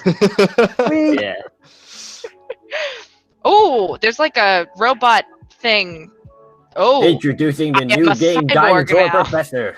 Oh, that has really good lip tracking. This is not bad. Ah. Oh, no. Wait, Yeah, wait, I'm not now- even now using the Cameron- audio lip sync. Wait, what is Cameron now? Is that Destiny Oh, he's 2? So that makes him Destiny 3 because he's Destiny 1 and Destiny 2. Aha. So Destiny it cubed. Destiny squared. Destiny squared would just be Destiny 1. What are you talking about? Oh yeah, that's true. That's true. Because if it's Maybe it's Destiny like 1, then it's squared. It would just still be 1, wouldn't it? Wait, Destiny squared plus Destiny 2. There Equals you go. profit. That's just Destiny 3 then. Yeah, Wait, hold on. that's what he is. Rectangular, not square. Destiny rectangular. Do, do, do, do, do, do. Long Destiny case. Sorry, I have to do my product placement sponsorship. Oh yeah, go right ahead. I have some product placement too, but you won't be able to see it because FaceRig doesn't have any like prop detection. Oh my god, whenever I take a swig from my thermos, it just looks like Spy is grimacing. Why does he look so scared? He's just in pain. Okay, so we're gonna be getting started here with the short little bit of bonus content, if you want to call it that, in a Wait, few isn't there minutes here. still a group that has Or to go? few seconds rather. There is still looks one group that has to go. However, they requested to go around 6. Has with a work obligation. So that group will be presenting after I do this short extra lecture. If you have some kind of a time commitment yourself or something you really need to get to, that's okay. I just ask that all the members of that group will stick around for their presentation once their whole group is able to attend. So welcome to the second to last lecture delivered by me, your professor, someone who is definitely serious and not losing their mind and all sense of professionalism in quarantine. Today, we're going to be talking pretty briefly about some topics requested by you on the Google form on Canvas, where you can kind of put in some topics that you'd like to hear more about related to game design or kind of anything game development even, and I'll try to cover them in class. Basically, today I'll be talking about a few topics that came in last Friday or before. If there were any topics that were added after that, I haven't checked the form since I was preparing this set of slides, but you can still fill out that form. It's on Canvas. I think it's in the week 10 or perhaps week 9 module, and I will try and work in a few slides on any additional topics that I receive for our last lecture next week. So first, someone was asking about my Celeste playthrough. So if you would really like to see more of my Celeste playthrough, there's a YouTube link here, which is a short analysis type thing that I made for the game design class last year. Context for that, basically in the normal iteration of this class when everything is in person, a large group of students and faculty and that all attend a conference in Montreal called MIGS in the fall, which usually means missing a week of classes and having some online asynchronous content instead. So this was something that I prepared for that. So the other topics that were requested were multiplayer games and competitive balance was one of them. A couple people kind of mentioned some different facets related to multiplayer games, kind of both interaction design, balancing competitive games, preventing toxicity, and that type of thing. So that's what we'll be talking about briefly for this section of that extra content. So first, about designing multiplayer games in general, and apologies since this is going to be quite high level, but just to give you a basic idea of how multiplayer design kind of differs from the general type of game design that we've been talking about in this course, which has mostly focused on single player games. Though you will recall back in week 4 in the player interaction lecture, we did talk a bit about different player interaction patterns, kind of like what's the difference between, for example, cooperative play and competitive play, or team-based play and unilateral play, where it's kind of an all against one type of thing, or what's called multilateral play, where you have a sort of free-for-all, aka a battle royale. So keeping all of that in mind, the thing about designing multiplayer games is that instead of just designing interaction between the player and the game, you're also designing the interactions that occur between players. So you're designing both game interactions and social interactions. And there's many different types of social interactions that you might be designing for, but kind of the biggies are cooperation, so how people might help each other out, how they're going to communicate with one another in a productive way. One is competition, so how players are actually going to fight with each other or compete on certain things. And then deception, which is kind of like almost a variant of competition that I wanted to just mention in general. It's very common in asymmetrical games or imperfect information games. Imperfect information games, of course, being games where not all players have access to the same amount or the same type of information. So for example, in poker, you can't see your opponent's hand. That makes it an imperfect information game. We discussed that very briefly long time ago in the class as well. So deception is actually kind of interesting, as I said, because it sort of creates competition between players. It can sometimes involve cooperation, but amongst a team where the members of that team are also lying to everyone else. So think about the imposters in everyone's favorite game of the summer / semester, Among Us, where you have kind of cooperation amongst the imposters in a way, trying to kill off the crew of the ship. And to do that, they're basically trying to deceive the rest of the crewmates who are actually legitimate members of that human crew on the spaceship, or, you know, not human friendly alien, whatever you are, rather than the imposters that are trying to kill everyone. So in multiplayer games, multiplayer playtesting is something that is very, very important. So you're not just validating those game interactions that you've designed. Again, you have to validate those social interactions, which means that you have to have multiple playtesters interacting with your game simultaneously. If you're short on people, obviously it's better to test with some external people and a couple of members of the dev team than to not test with external people at all. But it is much better if you can bring in just external people to play test a multiplayer game, to avoid things like, you know, people getting brought in who won't be as skilled as the developers or might be taking hints from people that are playing that already know how to play. So it's best if you can bring in everyone externally. Another thing that you might want to do, depending on the type of experience you're trying to create, is bring in a group of playtesters that already know each other, but aren't really familiar with development or the development team. So if you're making a couch co-op game, for example, it can be good to bring in a group of playtesters that already know each other and are friends, since you'd likely be targeting people who are already friends, since they'd be playing your game in a co-located state. So as to the evaluation methods when you're doing a multiplayer or multi-individual playtest, as it were, there are some tactics that are specific to playtest with multiple people. So one is group interviews. This is literally just when you talk to everyone together afterwards. There are obviously some challenges with group interviews, something called kind of groupthink, where one person says something and then everyone else just agrees to it verbally, even if they might have been thinking something else.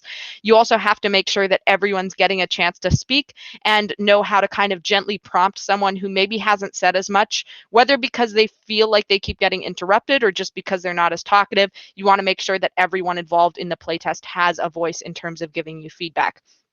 Now, if all of this stuff is really, really interesting to you and you cannot wait to make a multiplayer game of your own, unfortunately, you're going to have to sit tight until you get a course entirely dedicated to this stuff. I don't think the program map is going to shift around quickly enough, rather, to make multiplayer game design a core course in second year, but it is currently a core course in third year. I believe James teaches it. He was teaching it when I took it. You guys know James, he's great. So definitely something to look forward to if you're interested in multiplayer game design, and or if you're one of the people that put in this topic in the form. So to the point of balancing in general, how does the balancing process work? Well, like so many other things in game development, balancing competitive games is an iterative process. So generally the way something like this will work, and I don't have a ton of firsthand experience with this myself, though one of my projects when I was an undergrad was a kind of competitive brawler type game, kind of similar to Smash Brothers. So the way this type of thing generally works is that you'll set initial values for something like damage or speed of characters, vehicles, weapons, all those elements that get tweaked that contribute to balance, you'll set those initial values kind of based on your best guess. And if you're in a situation where you're adding a new character or vehicle or weapon to a game that's already balanced to an extent, or rather as balanced as you've been able to get it, you kind of have to be careful to keep those values within a reasonable range of what already exists, just to avoid the phenomenon of power creep. Power creep, of course, being when new characters tend to get stronger and stronger, eventually invalidate the role of old characters in the meta of a competitive game, and throw the game off balance. Bridget. So the way that you'll tweak these values is essentially based on a number of things. So one might be basic game feel. You set these initial values, you play internally for a bit. If it doesn't feel great, if it feels a little strange, like if a character is moving too slowly or something like that, you might initially tweak the values based on that. And then you'll go on to internal testing, where instead of, you just running around in the game in your newly picked character, maybe with AI practice bots, if you have them in your game or something like that, you'll actually test internally on the dev team. If you're a AAA studio, you probably have QA people that are dedicated to this. And then you can have some internal testing to kind of figure out, keep track of, all else being equal, if there's any significant difference in win rate that you didn't really expect now that this new character, weapon, vehicle, whatever has been thrown into the mix. Do some tweaking based on that. And then moving on to more external testing. So I'm pretty sure the PTR is still a thing in Overwatch, and you'll see similar things in other competitive games where there's kind of like a beta test server where new mechanics, patches, balance tweaks get rolled out before they get sent to the broader game as a whole. That is a really, really good way to both gauge players' reaction to any changes that you've made, additions that you've made, as well as just grabbing data on the use of that character, vehicle, weapon, what have you. And if this is the first time you're rolling out your game just with the first set of characters or whatnot, this is especially important. So basically, the key here is that you expect, if all other variables are controlled in a game that is balanced, no character, composition, kind of weapon kit, anything like that should yield a statistically significant difference in win rate. So objectively, simply, if you have all of this data and you look at it, if you separate, say, compositions that have your new character and then compositions that don't have your new character, if you look at them in aggregate over a lot of different players, you shouldn't see a huge imbalance in the win rate there. If you're seeing that compositions that feature that character have like a 60% win rate or something like that, assuming that there's obviously that you're playing like a game where there's two teams, then that's a problem, depending on how many rounds of the game you have represented. If it's just 10 rounds of the game, it's 6 wins versus 5, so that's not a big deal. But if you've got 1,000 rounds of the game and it's 600 wins versus 500 wins, that is a big deal. There's actually some statistical tests that you can do on this type of data. If you're really curious about the math of such things, you'll want to look into something called an ANOVA, an analysis of variance, and or a t-test. Those are both statistical tests that will tell you, to within a certain degree of confidence, how likely it is that a variation in, say, the average win rate of different team compositions is to have occurred just as a product of chance, or is indicative of some deeper cause, i.e. your character is imbalanced. So if you're balancing a multiplayer game with a large scale player base like that, that is the type of thing you'll usually be looking at, number crunching from large collections of matches. Lastly, of course, it's just listening to the player community. So once everything is out there, if there's a lot of backlash for something, yes, players can always just be salty about there being a new character that maybe some people find difficult to learn and say, oh, this is BS, but it just so happens that more skilled players tend to choose that new character. Well, there's nothing you can really do about that. So take player feedback, I don't want to say with a grain of salt. It's more important than a grain of salt. Make sure that you're keeping an ear to the ground for what your players are saying, but bear in mind that people are going to just have disagreements about this type of thing inherently. You need to listen for kind of a unified voice from your player base. If the vast majority of people are all complaining about the same thing, it's not them, it's you, and it's definitely something that you want to look into fixing with your game. So to that point of players all getting kind of mad and there being a bit of an echo chamber, how do you actually prevent toxicity and bad behavior in games? Well, there's a few things you can do proactively before this type of thing even happens. They're not always super feasible for every game, but here's what some of those things are. So one is designing for shorter rounds, shorter matches if you can. So if rounds are shorter, if a match goes horribly, there's less time lost on a bad match. So someone who's super, super competitive and gets pissed off at their teammate who's a casual player who didn't really know what they're doing, they're not going to be raging as much if a match takes 10 minutes. As opposed to if a match takes an hour. So League is kind of notorious for having, you know, a really toxic community in places and people getting really, really outraged if they're very competitive and their team doesn't do well, blaming less experienced players on the team, obviously, even if it is their fault, kind of getting really, really angry about that and treating people unfairly. I would say that one of the reasons for that is I'm definitely not a League player myself, but in the discussions I've had with other people and including a discussion that came up at a conference I helped organize this year, actually, one of the reasons for that is simply how long matches take in League, how much is at stake. One match going badly can be an hour of your life gone, and then losing a bunch of ELO points for it. That's part of what makes it so devastating and induces that rage. So designing for shorter rounds with less punishment for a bad match is one way to try and help prevent that, if you can do that with the experience you're trying to create. So if that would ruin the core of your game experience, obviously don't do it.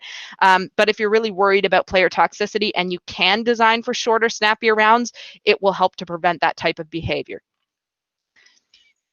So at least, for example, I'd say at least when Overwatch first came out, it definitely wasn't the sort of salt pit that League was, and Overwatch definitely has shorter rounds. So I would say just a little bit of a kind of a case of that right there.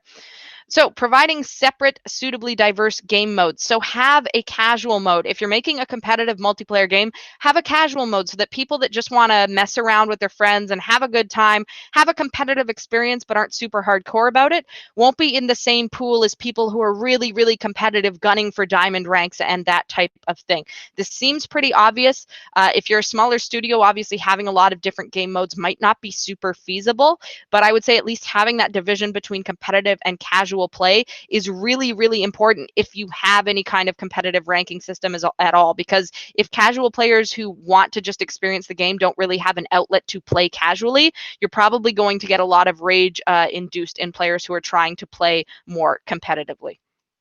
Give players something to do while waiting for a match. So this also goes to the point of feeling like you don't have as much time lost. If you have a bad match that kills an hour or something like that, and then you have to wait another 10 minutes in queue without being able to do anything, that compounds the frustration. So giving players something like a little mini game or target practice, something they can do while they're actually in a lobby other than staring at some spinning icon and a piece of character concept art, is going to help kind of soothe the rage of players there as well.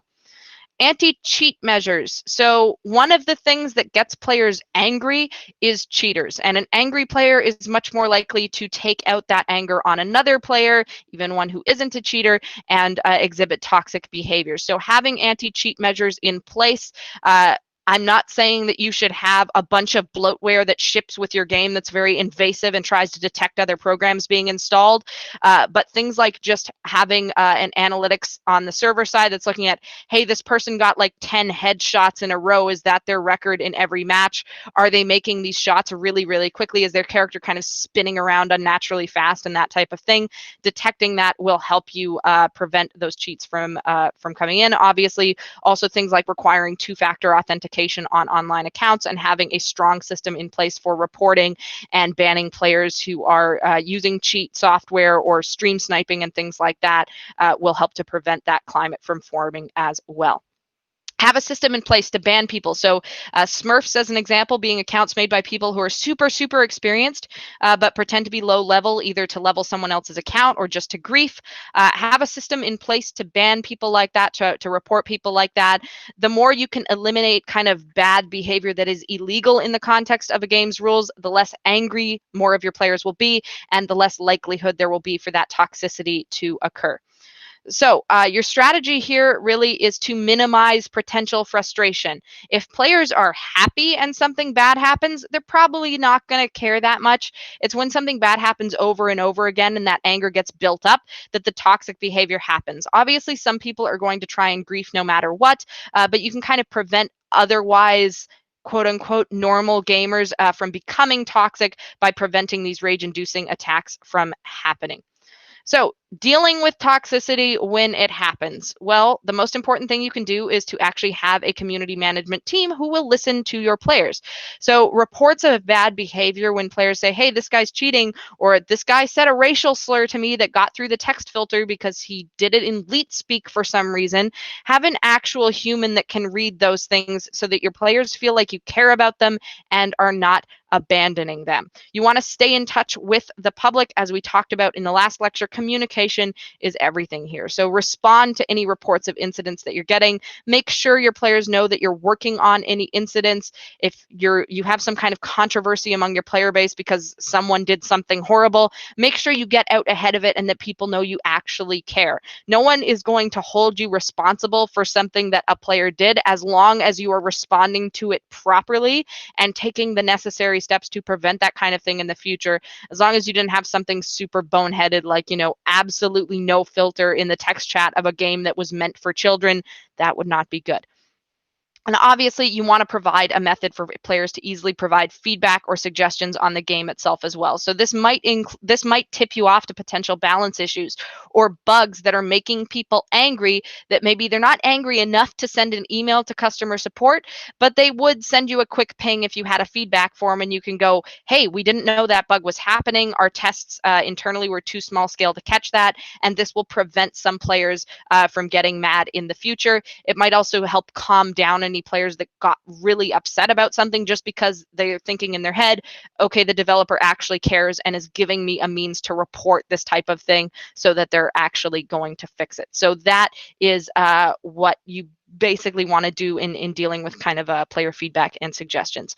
So one of the other topics that was requested, and more related to art, I know, but we did have a creative direction lecture. So really quickly going to talk about color theory. Hopefully this doesn't totally overlap with what Gavin has already taught you guys, but hopefully it'll be something kind of new. Okay, so first I want to talk very briefly about a little bit of kind of the physics of light and the different types of color mixing that there are.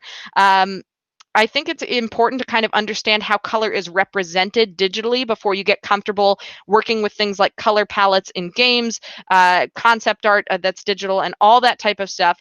So first, we're going to talk a bit about this. So the first type of color mixing is called subtractive color mixing. So subtractive color mixing is how physical pigments work in the real world. So things like paint and printer ink. What happens with physical pigments is that pigments absorb most light and then reflect light of the color that they are. So, if I had some green paint, it would be absorbing most light that isn't green and then reflecting most of the light that is green. That's why it looks green.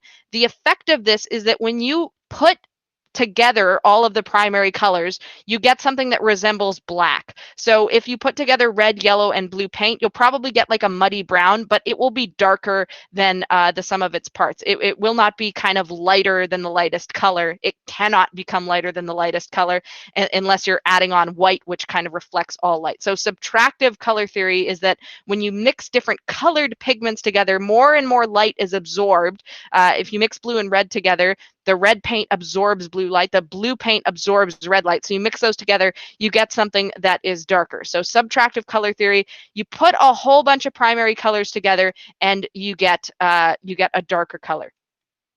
Additive color theory is how a computer screen works. It's how pure light works. So pixel colors give off light, and mixing those different colors of light together is what produces the color that you see. So this is additive color mixing, and adding together all the primary colors in additive color mixing, traditionally red, green, and blue, though some of those gimmicky screens that have those tetracolored pixels might have a yellow light in there as well, or they're approximating yellow with some other combination of kind of red and green LEDs. Adding together all of those primary colors produces white. So if you've got white on your computer screen right now, chances are, if you're using a regular monitor that doesn't have one of those 4-color pixel gimmicks, you'll just have red, green, and blue light all put together. Okay, so this is the different types of color mixing that exist. I see some questions in chat happening about red, blue, yellow. Right, okay, so here's the thing. The primary colors in the strictest sense for subtractive color mixing, traditionally in the physical world, we use cyan, magenta, and yellow for printer ink. Cyan, magenta, and yellow are basically the equivalent of in primary school, you probably did yellow, blue, and red. Those are usually treated as the primary colors of paint. Cyan, magenta, and yellow are typically treated as the primary colors of ink. It's just because those are the pigments we can produce that have the best reproduction of what's called gamut, so all possible colors. So it depends on your definition to an extent there. In the case of subtractive color theory, cyan, magenta, and yellow really do a better job of reproducing a whole wide gamut of colors, but red, blue, and yellow are also typically treated as primary colors sometimes in painting, though if you mix blue and red, you don't get as convincing of a purple as if you mix cyan and magenta. So that's the only difference there. And then in additive color theory, obviously the primaries are red, blue, and green. So how are colors represented digitally? I think this is something interesting. This is something that will probably come in handy for you in second year, actually, when you start working with graphics programming, just understanding what these representations are. So there are different color spaces. They're called color spaces that are used in digital representation of color.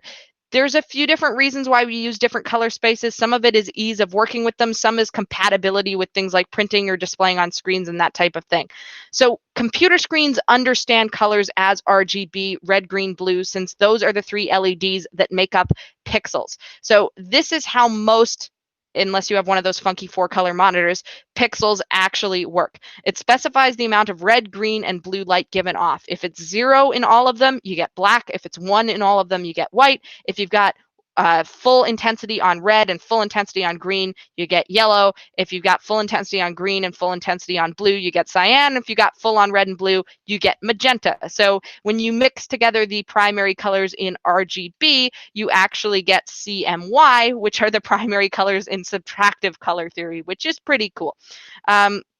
Another common one is HSV.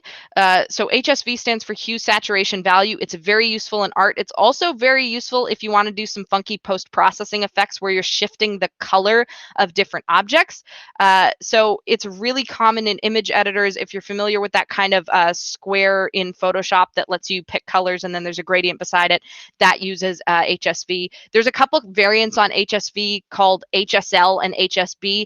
Don't worry about those too much. They're basically defined the same way. There's just some trickery in terms of what that last component is and how it's calculated. So hue, which is the first component, is the actual quality of the color. So if it's red, orange, yellow, green, blue, etc. Saturation is the vibrancy of that color. So if you take bright red, that is 100% saturation. If you make it a more dull red, it's less saturated. And if you make it gray, then it has 0 saturation. Lastly, we have value. So this is brightness. It is in the HSV model typically calculated as the maximum RG or B value. So if you've got 100% red, 0% green, 0% blue, the value is 100%. If you've got a white pixel where everything is 100%, then the value is 100%. If everything is dark, the value is 0%. And you get the picture. And another one, another color space that's commonly seen in digital image processing as well is CMYK, which is cyan, magenta, yellow, and the K stands for black. Why is it not CMYB? I don't know, probably because the B might get confused with the blue and RGB, but I don't make the rules. And the reason why you'll see that one used is because that's what printers use. Subtractive colors, those are the pigments that traditional printers have. So that's what CMYK is if you ever see that. So great. How do we actually use this? Well, there's some common color schemes that you can kind of reference as a starting point. If you're working on sprites, if you're creating concept art for your game, if you just kind of want to lay down some primitives and set up kind of a palette for what your levels are going to look like, you might want to start with one of these kind of common schemes as a basis. So monochromatic is a pretty common one. This is picking essentially one hue with varying lightness or saturation. In the strictest sense, monochromatic palettes vary only in lightness a lot of the time. But if you have something that's, various shades of red, some of which are more or less saturated, that's pretty much a monochromatic palette as well. Complementary colors, you add one more. So it's 2 hues that are directly opposite from each other on the color wheel, like, for example, kind of magenta and green. Your definition of opposite will depend a bit on what color wheel you're using. Some color wheels for physical pigments are spaced out a bit more. Some color wheels that kind of represent one part of the spectrum as having more or less variance on it that correct for human perception and things like that. But basically 2 hues that are directly opposite on the color wheel. Triadic adds 1 more to the mix. So this is 3 hues forming a triangle on the color wheel, something like red, yellow, and blue. And then we have tetradic, which is 4 hues that form a kind of square or X on a color wheel. So something like this you'll commonly see is like a light blue and a yellow and a reddish and a green. That's a tetradic color scheme. So essentially adding 1 color in every time and trying to keep things spaced out on the color wheel. You'll also see things like analogous color schemes or harmonious color schemes that use things that are close on the color wheel instead of far apart. And that has kind of a more similar feel to sort of monochromatic with a little bit of variation thrown in. So how do you actually make one of these palettes? Well, it's often best to pick one of those common patterns that we just talked about as a basis. Essentially, you want to select a primary color first based on your character, your world design. If you're making a fire level, you probably want to start with something in the red or orange group, and then maybe pick a complementary color as an accent. Or if you want to go monochromatic, pick a really dark color or a really light color with that same kind of hue as an accent color for that. One thing that you can do is kind of using a mood board or collection of references to sample colors. So maybe you want to take a bunch of screenshots from related games or inspiration, use an eyedropper tool in Photoshop, and kind of pick out some colors to use as a palette as a starting basis. Perfectly acceptable.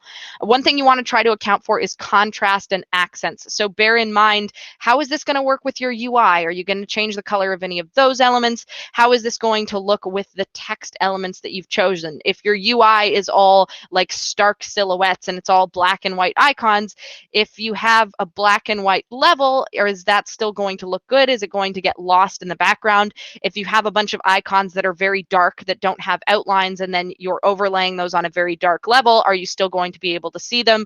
All of these things you want to keep in mind. Sometimes a good rule of thumb, once you've picked out that base palette, is to pick a couple of accent colors that you'll use for text or to kind of highlight anything that stands out that you want to draw the player's attention to. There's actually kind of a slightly interesting story about this where certain game studios are kind of notorious for using particular contrasting colors to pick out interactive objects in the environment. So Valve traditionally uses white to pull things out that the player should have their attention drawn to as the next place they should go. Think about the white walls in Portal kind of telling you where you need to be, especially in Portal 2 in those sections where you're exploring this vast open area. You're always looking for that little patch of white. Half-Life Alyx does that to an extent as well, just kind of throwing white paint on various things in the environment that are climbable that kind of guide you on the intended path. I believe Naughty Dog is the studio that's kind of famous for using yellow in that respect.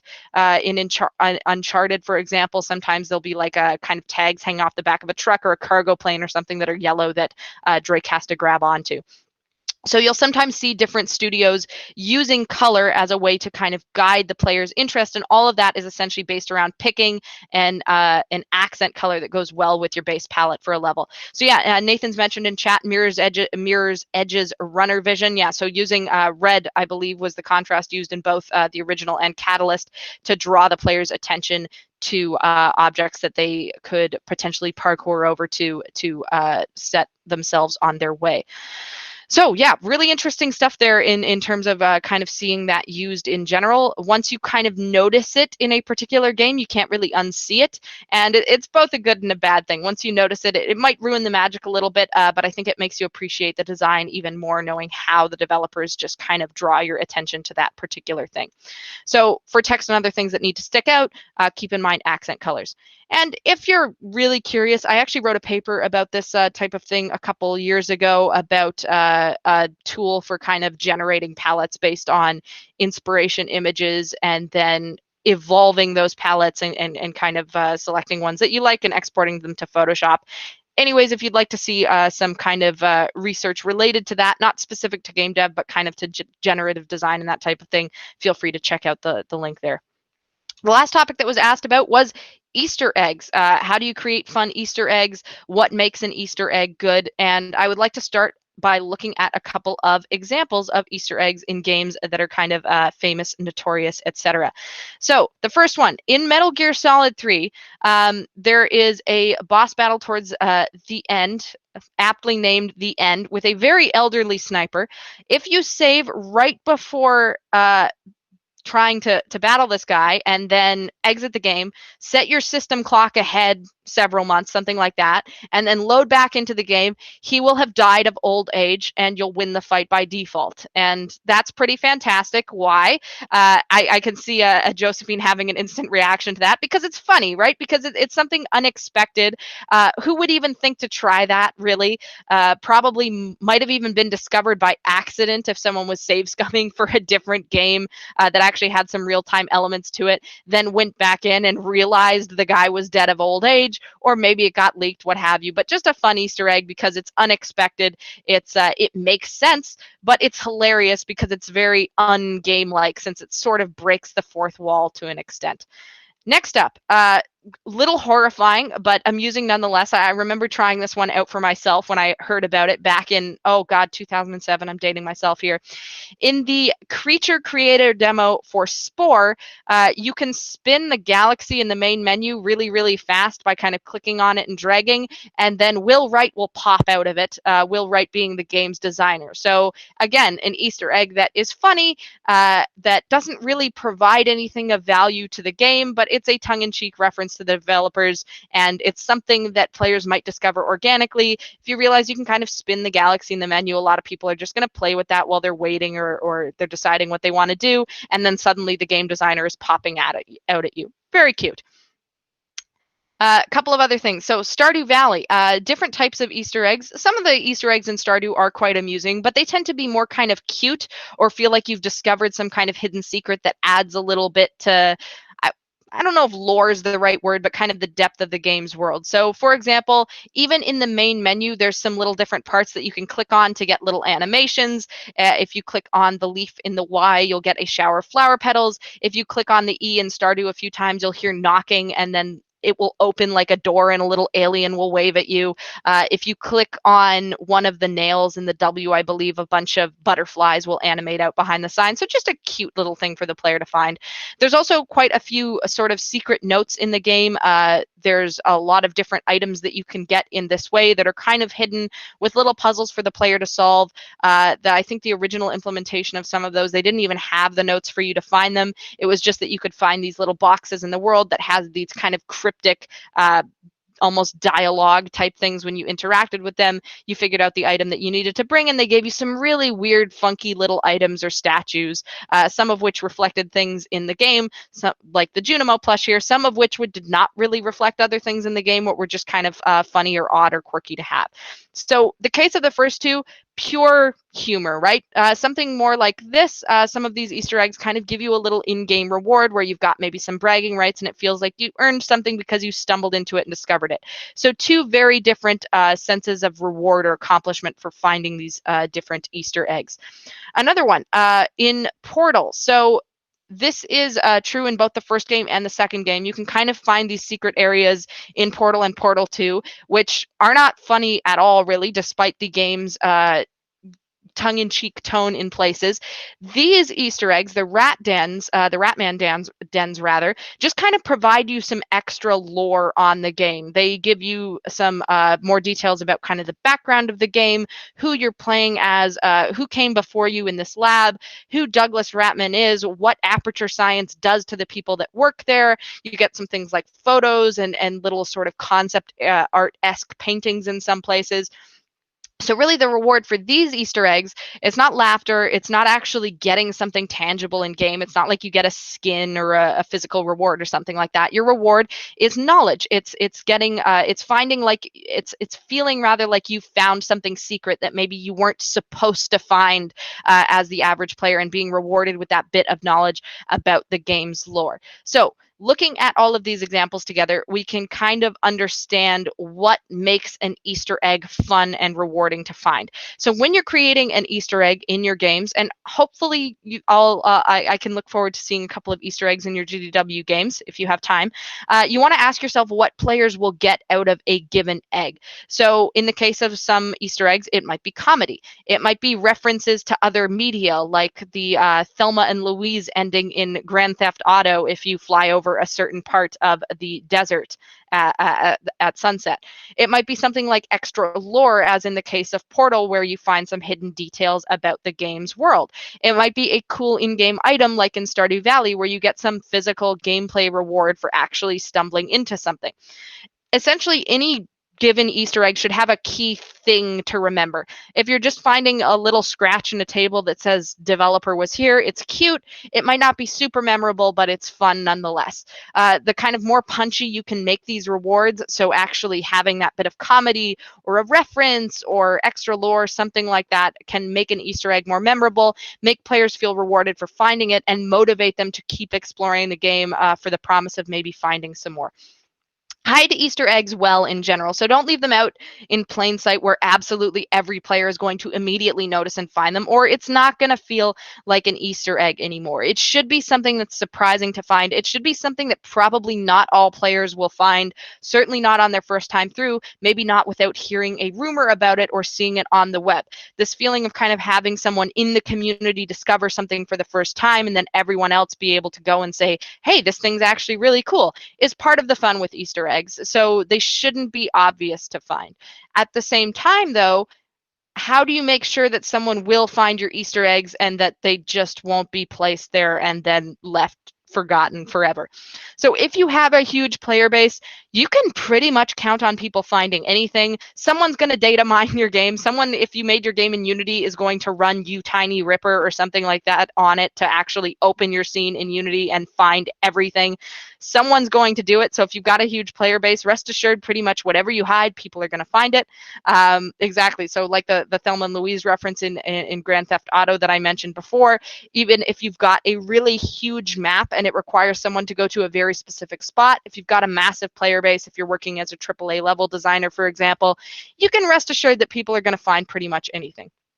As an indie, though, if you've got a smaller player base, if you're not sure how many players you're going to have, you want to give at least some subtle hints. So maybe having some coded messages that are scattered throughout the world, maybe scrawled on a table or something players can't even necessarily interact with. So not everyone that's just playing the game is going to feel like I have to pick this thing up, but someone that's more thoughtful might pause and look at it and go, I wonder if this actually means something. And then they'll be able to kind of work from there and find whatever it is you're playing from them.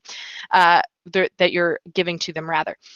Make something look interactive. So the classic Scooby-Doo syndrome slash, anime syndrome of having a painted background and then something that kind of pops out from it that you know is going to do something.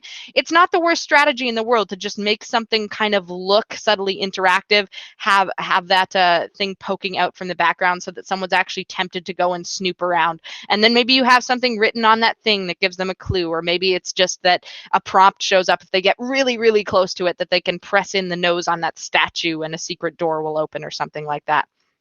You might also want to draw players' attention to something with a dynamic effect in the world. So having something that's scripted, that's a subtle effect, like a mouse running around the corner once a player enters an alleyway, or, having some subtle particles coming out of a crack in a wall to indicate that there's wind behind it because it's a false wall, something like that. Having subtle visual effects like that to draw the player's attention without being too obvious can be a good way to tip people off that there might be something hidden there that maybe they should explore, that maybe not everyone's going to notice, that maybe they will feel special for having found. So really, Easter eggs should be tricky to find if you're kind of on your own as a player. That's part of the reward. So finding an Easter egg is more rewarding if you find it yourself and you feel like it was tricky. You either got really lucky or you had to do something really clever to find it. So that is about it for Easter eggs. On a slightly more serious note, and I realized maybe being the spy for this wasn't the best choice on this slide, please, please, please fill out the course evaluations for this class if you hadn't had a chance to already. We're coming up on the 7:30 mark, so our last group will be presenting soon. After that, I'll basically be giving you the rest of the period, as it were, as the official in-class time to fill these out. It is completely anonymous if you haven't filled these out before. It's basically an opportunity for you to provide some feedback about this class. Be as brutal as you like. Please be honest. And if you have something to complain about, which, you know, this is kind of the first time this class is online, so please do voice any concerns that you have. Please try to be constructive if you can. What I mean by that, more than welcoming for criticism and complaints, but if you have an idea as to how the thing you're complaining about could be made better, please include that as well, because that will be very helpful information to us. We don't actually get to see these until after the semester and grades are released and everything, and they are completely anonymous, but this will be very helpful for future iterations of this class and any other courses that myself or Atia teach or TA as well. So thank you so much for listening to this little bit of extra content. Hopefully it was at least somewhat interesting. And yeah, we will be proceeding to the pitch for Group 13. I'm not sure if they're ready yet, if their other member is back. If you are, that would be great. And I'm basically going to get myself back into real face mode here, and then we'll just close off the session.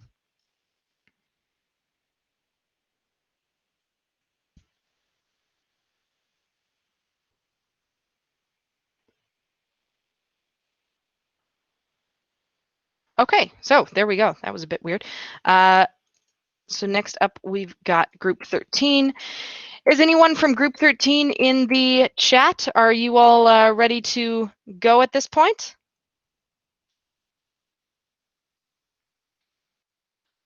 Just pull up a list here and see if anyone from Group 13 is here. We've got Parag, Mahir.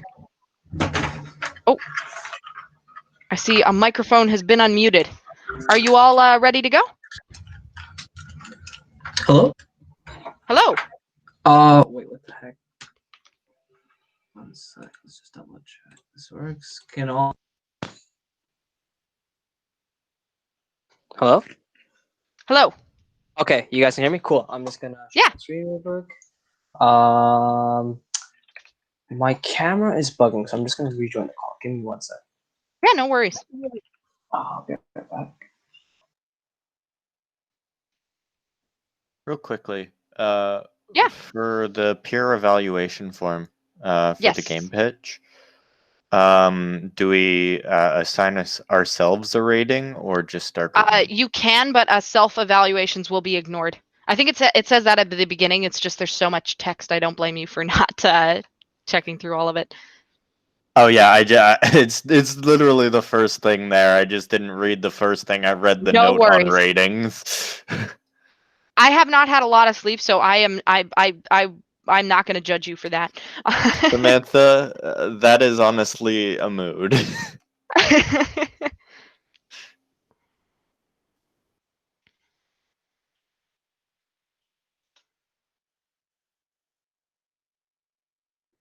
There we go.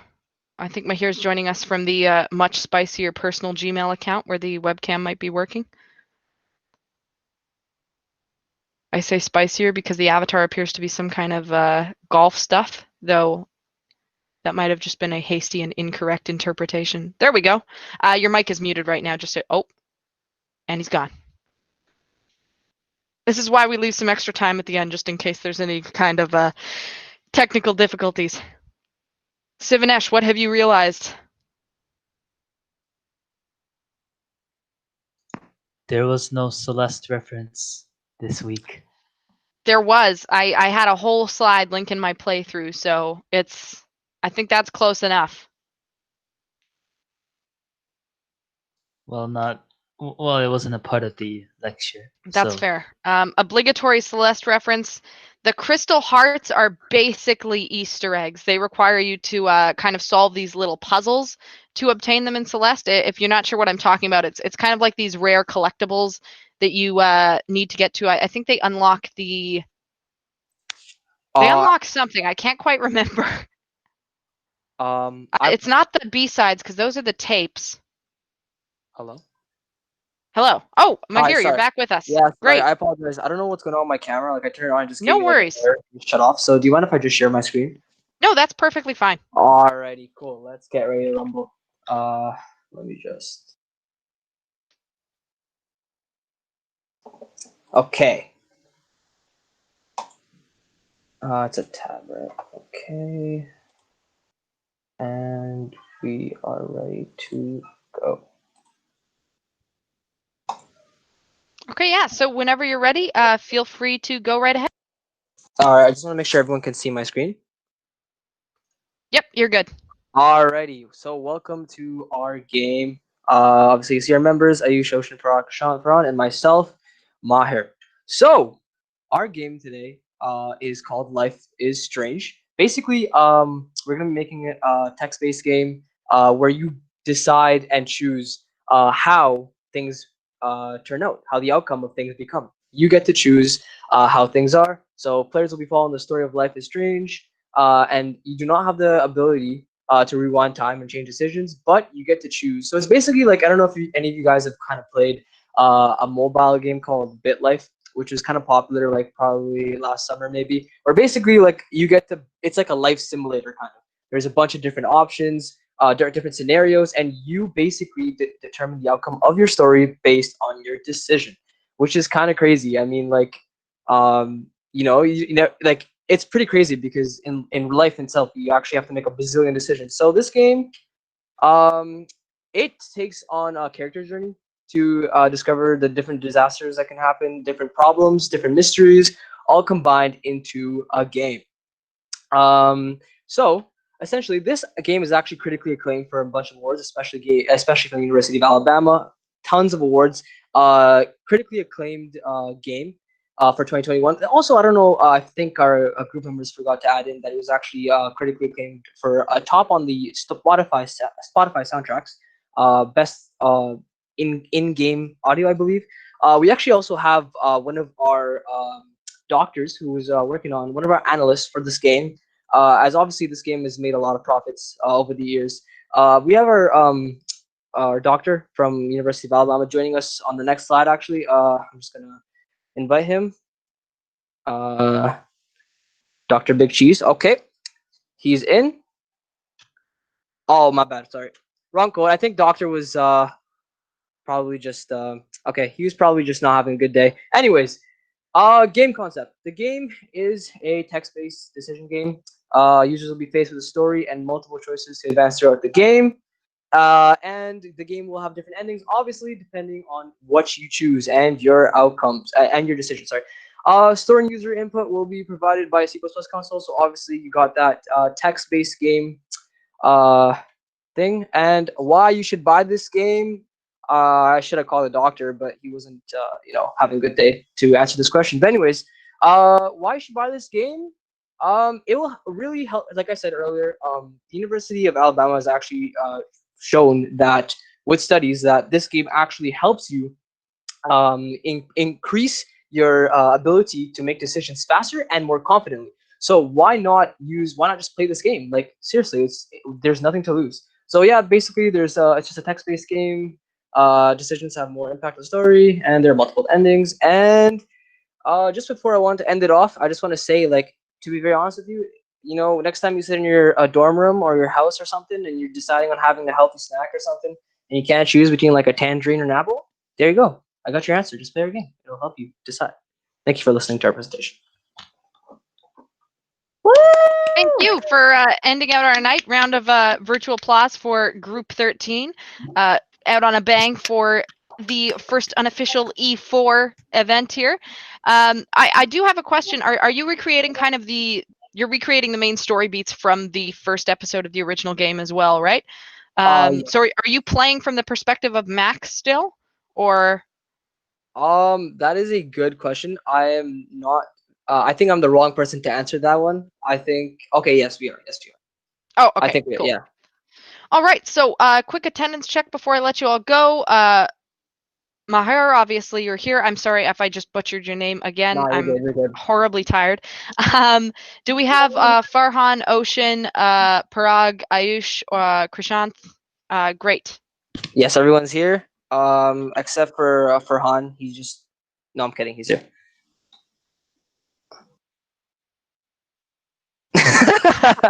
Too far out, don't worry.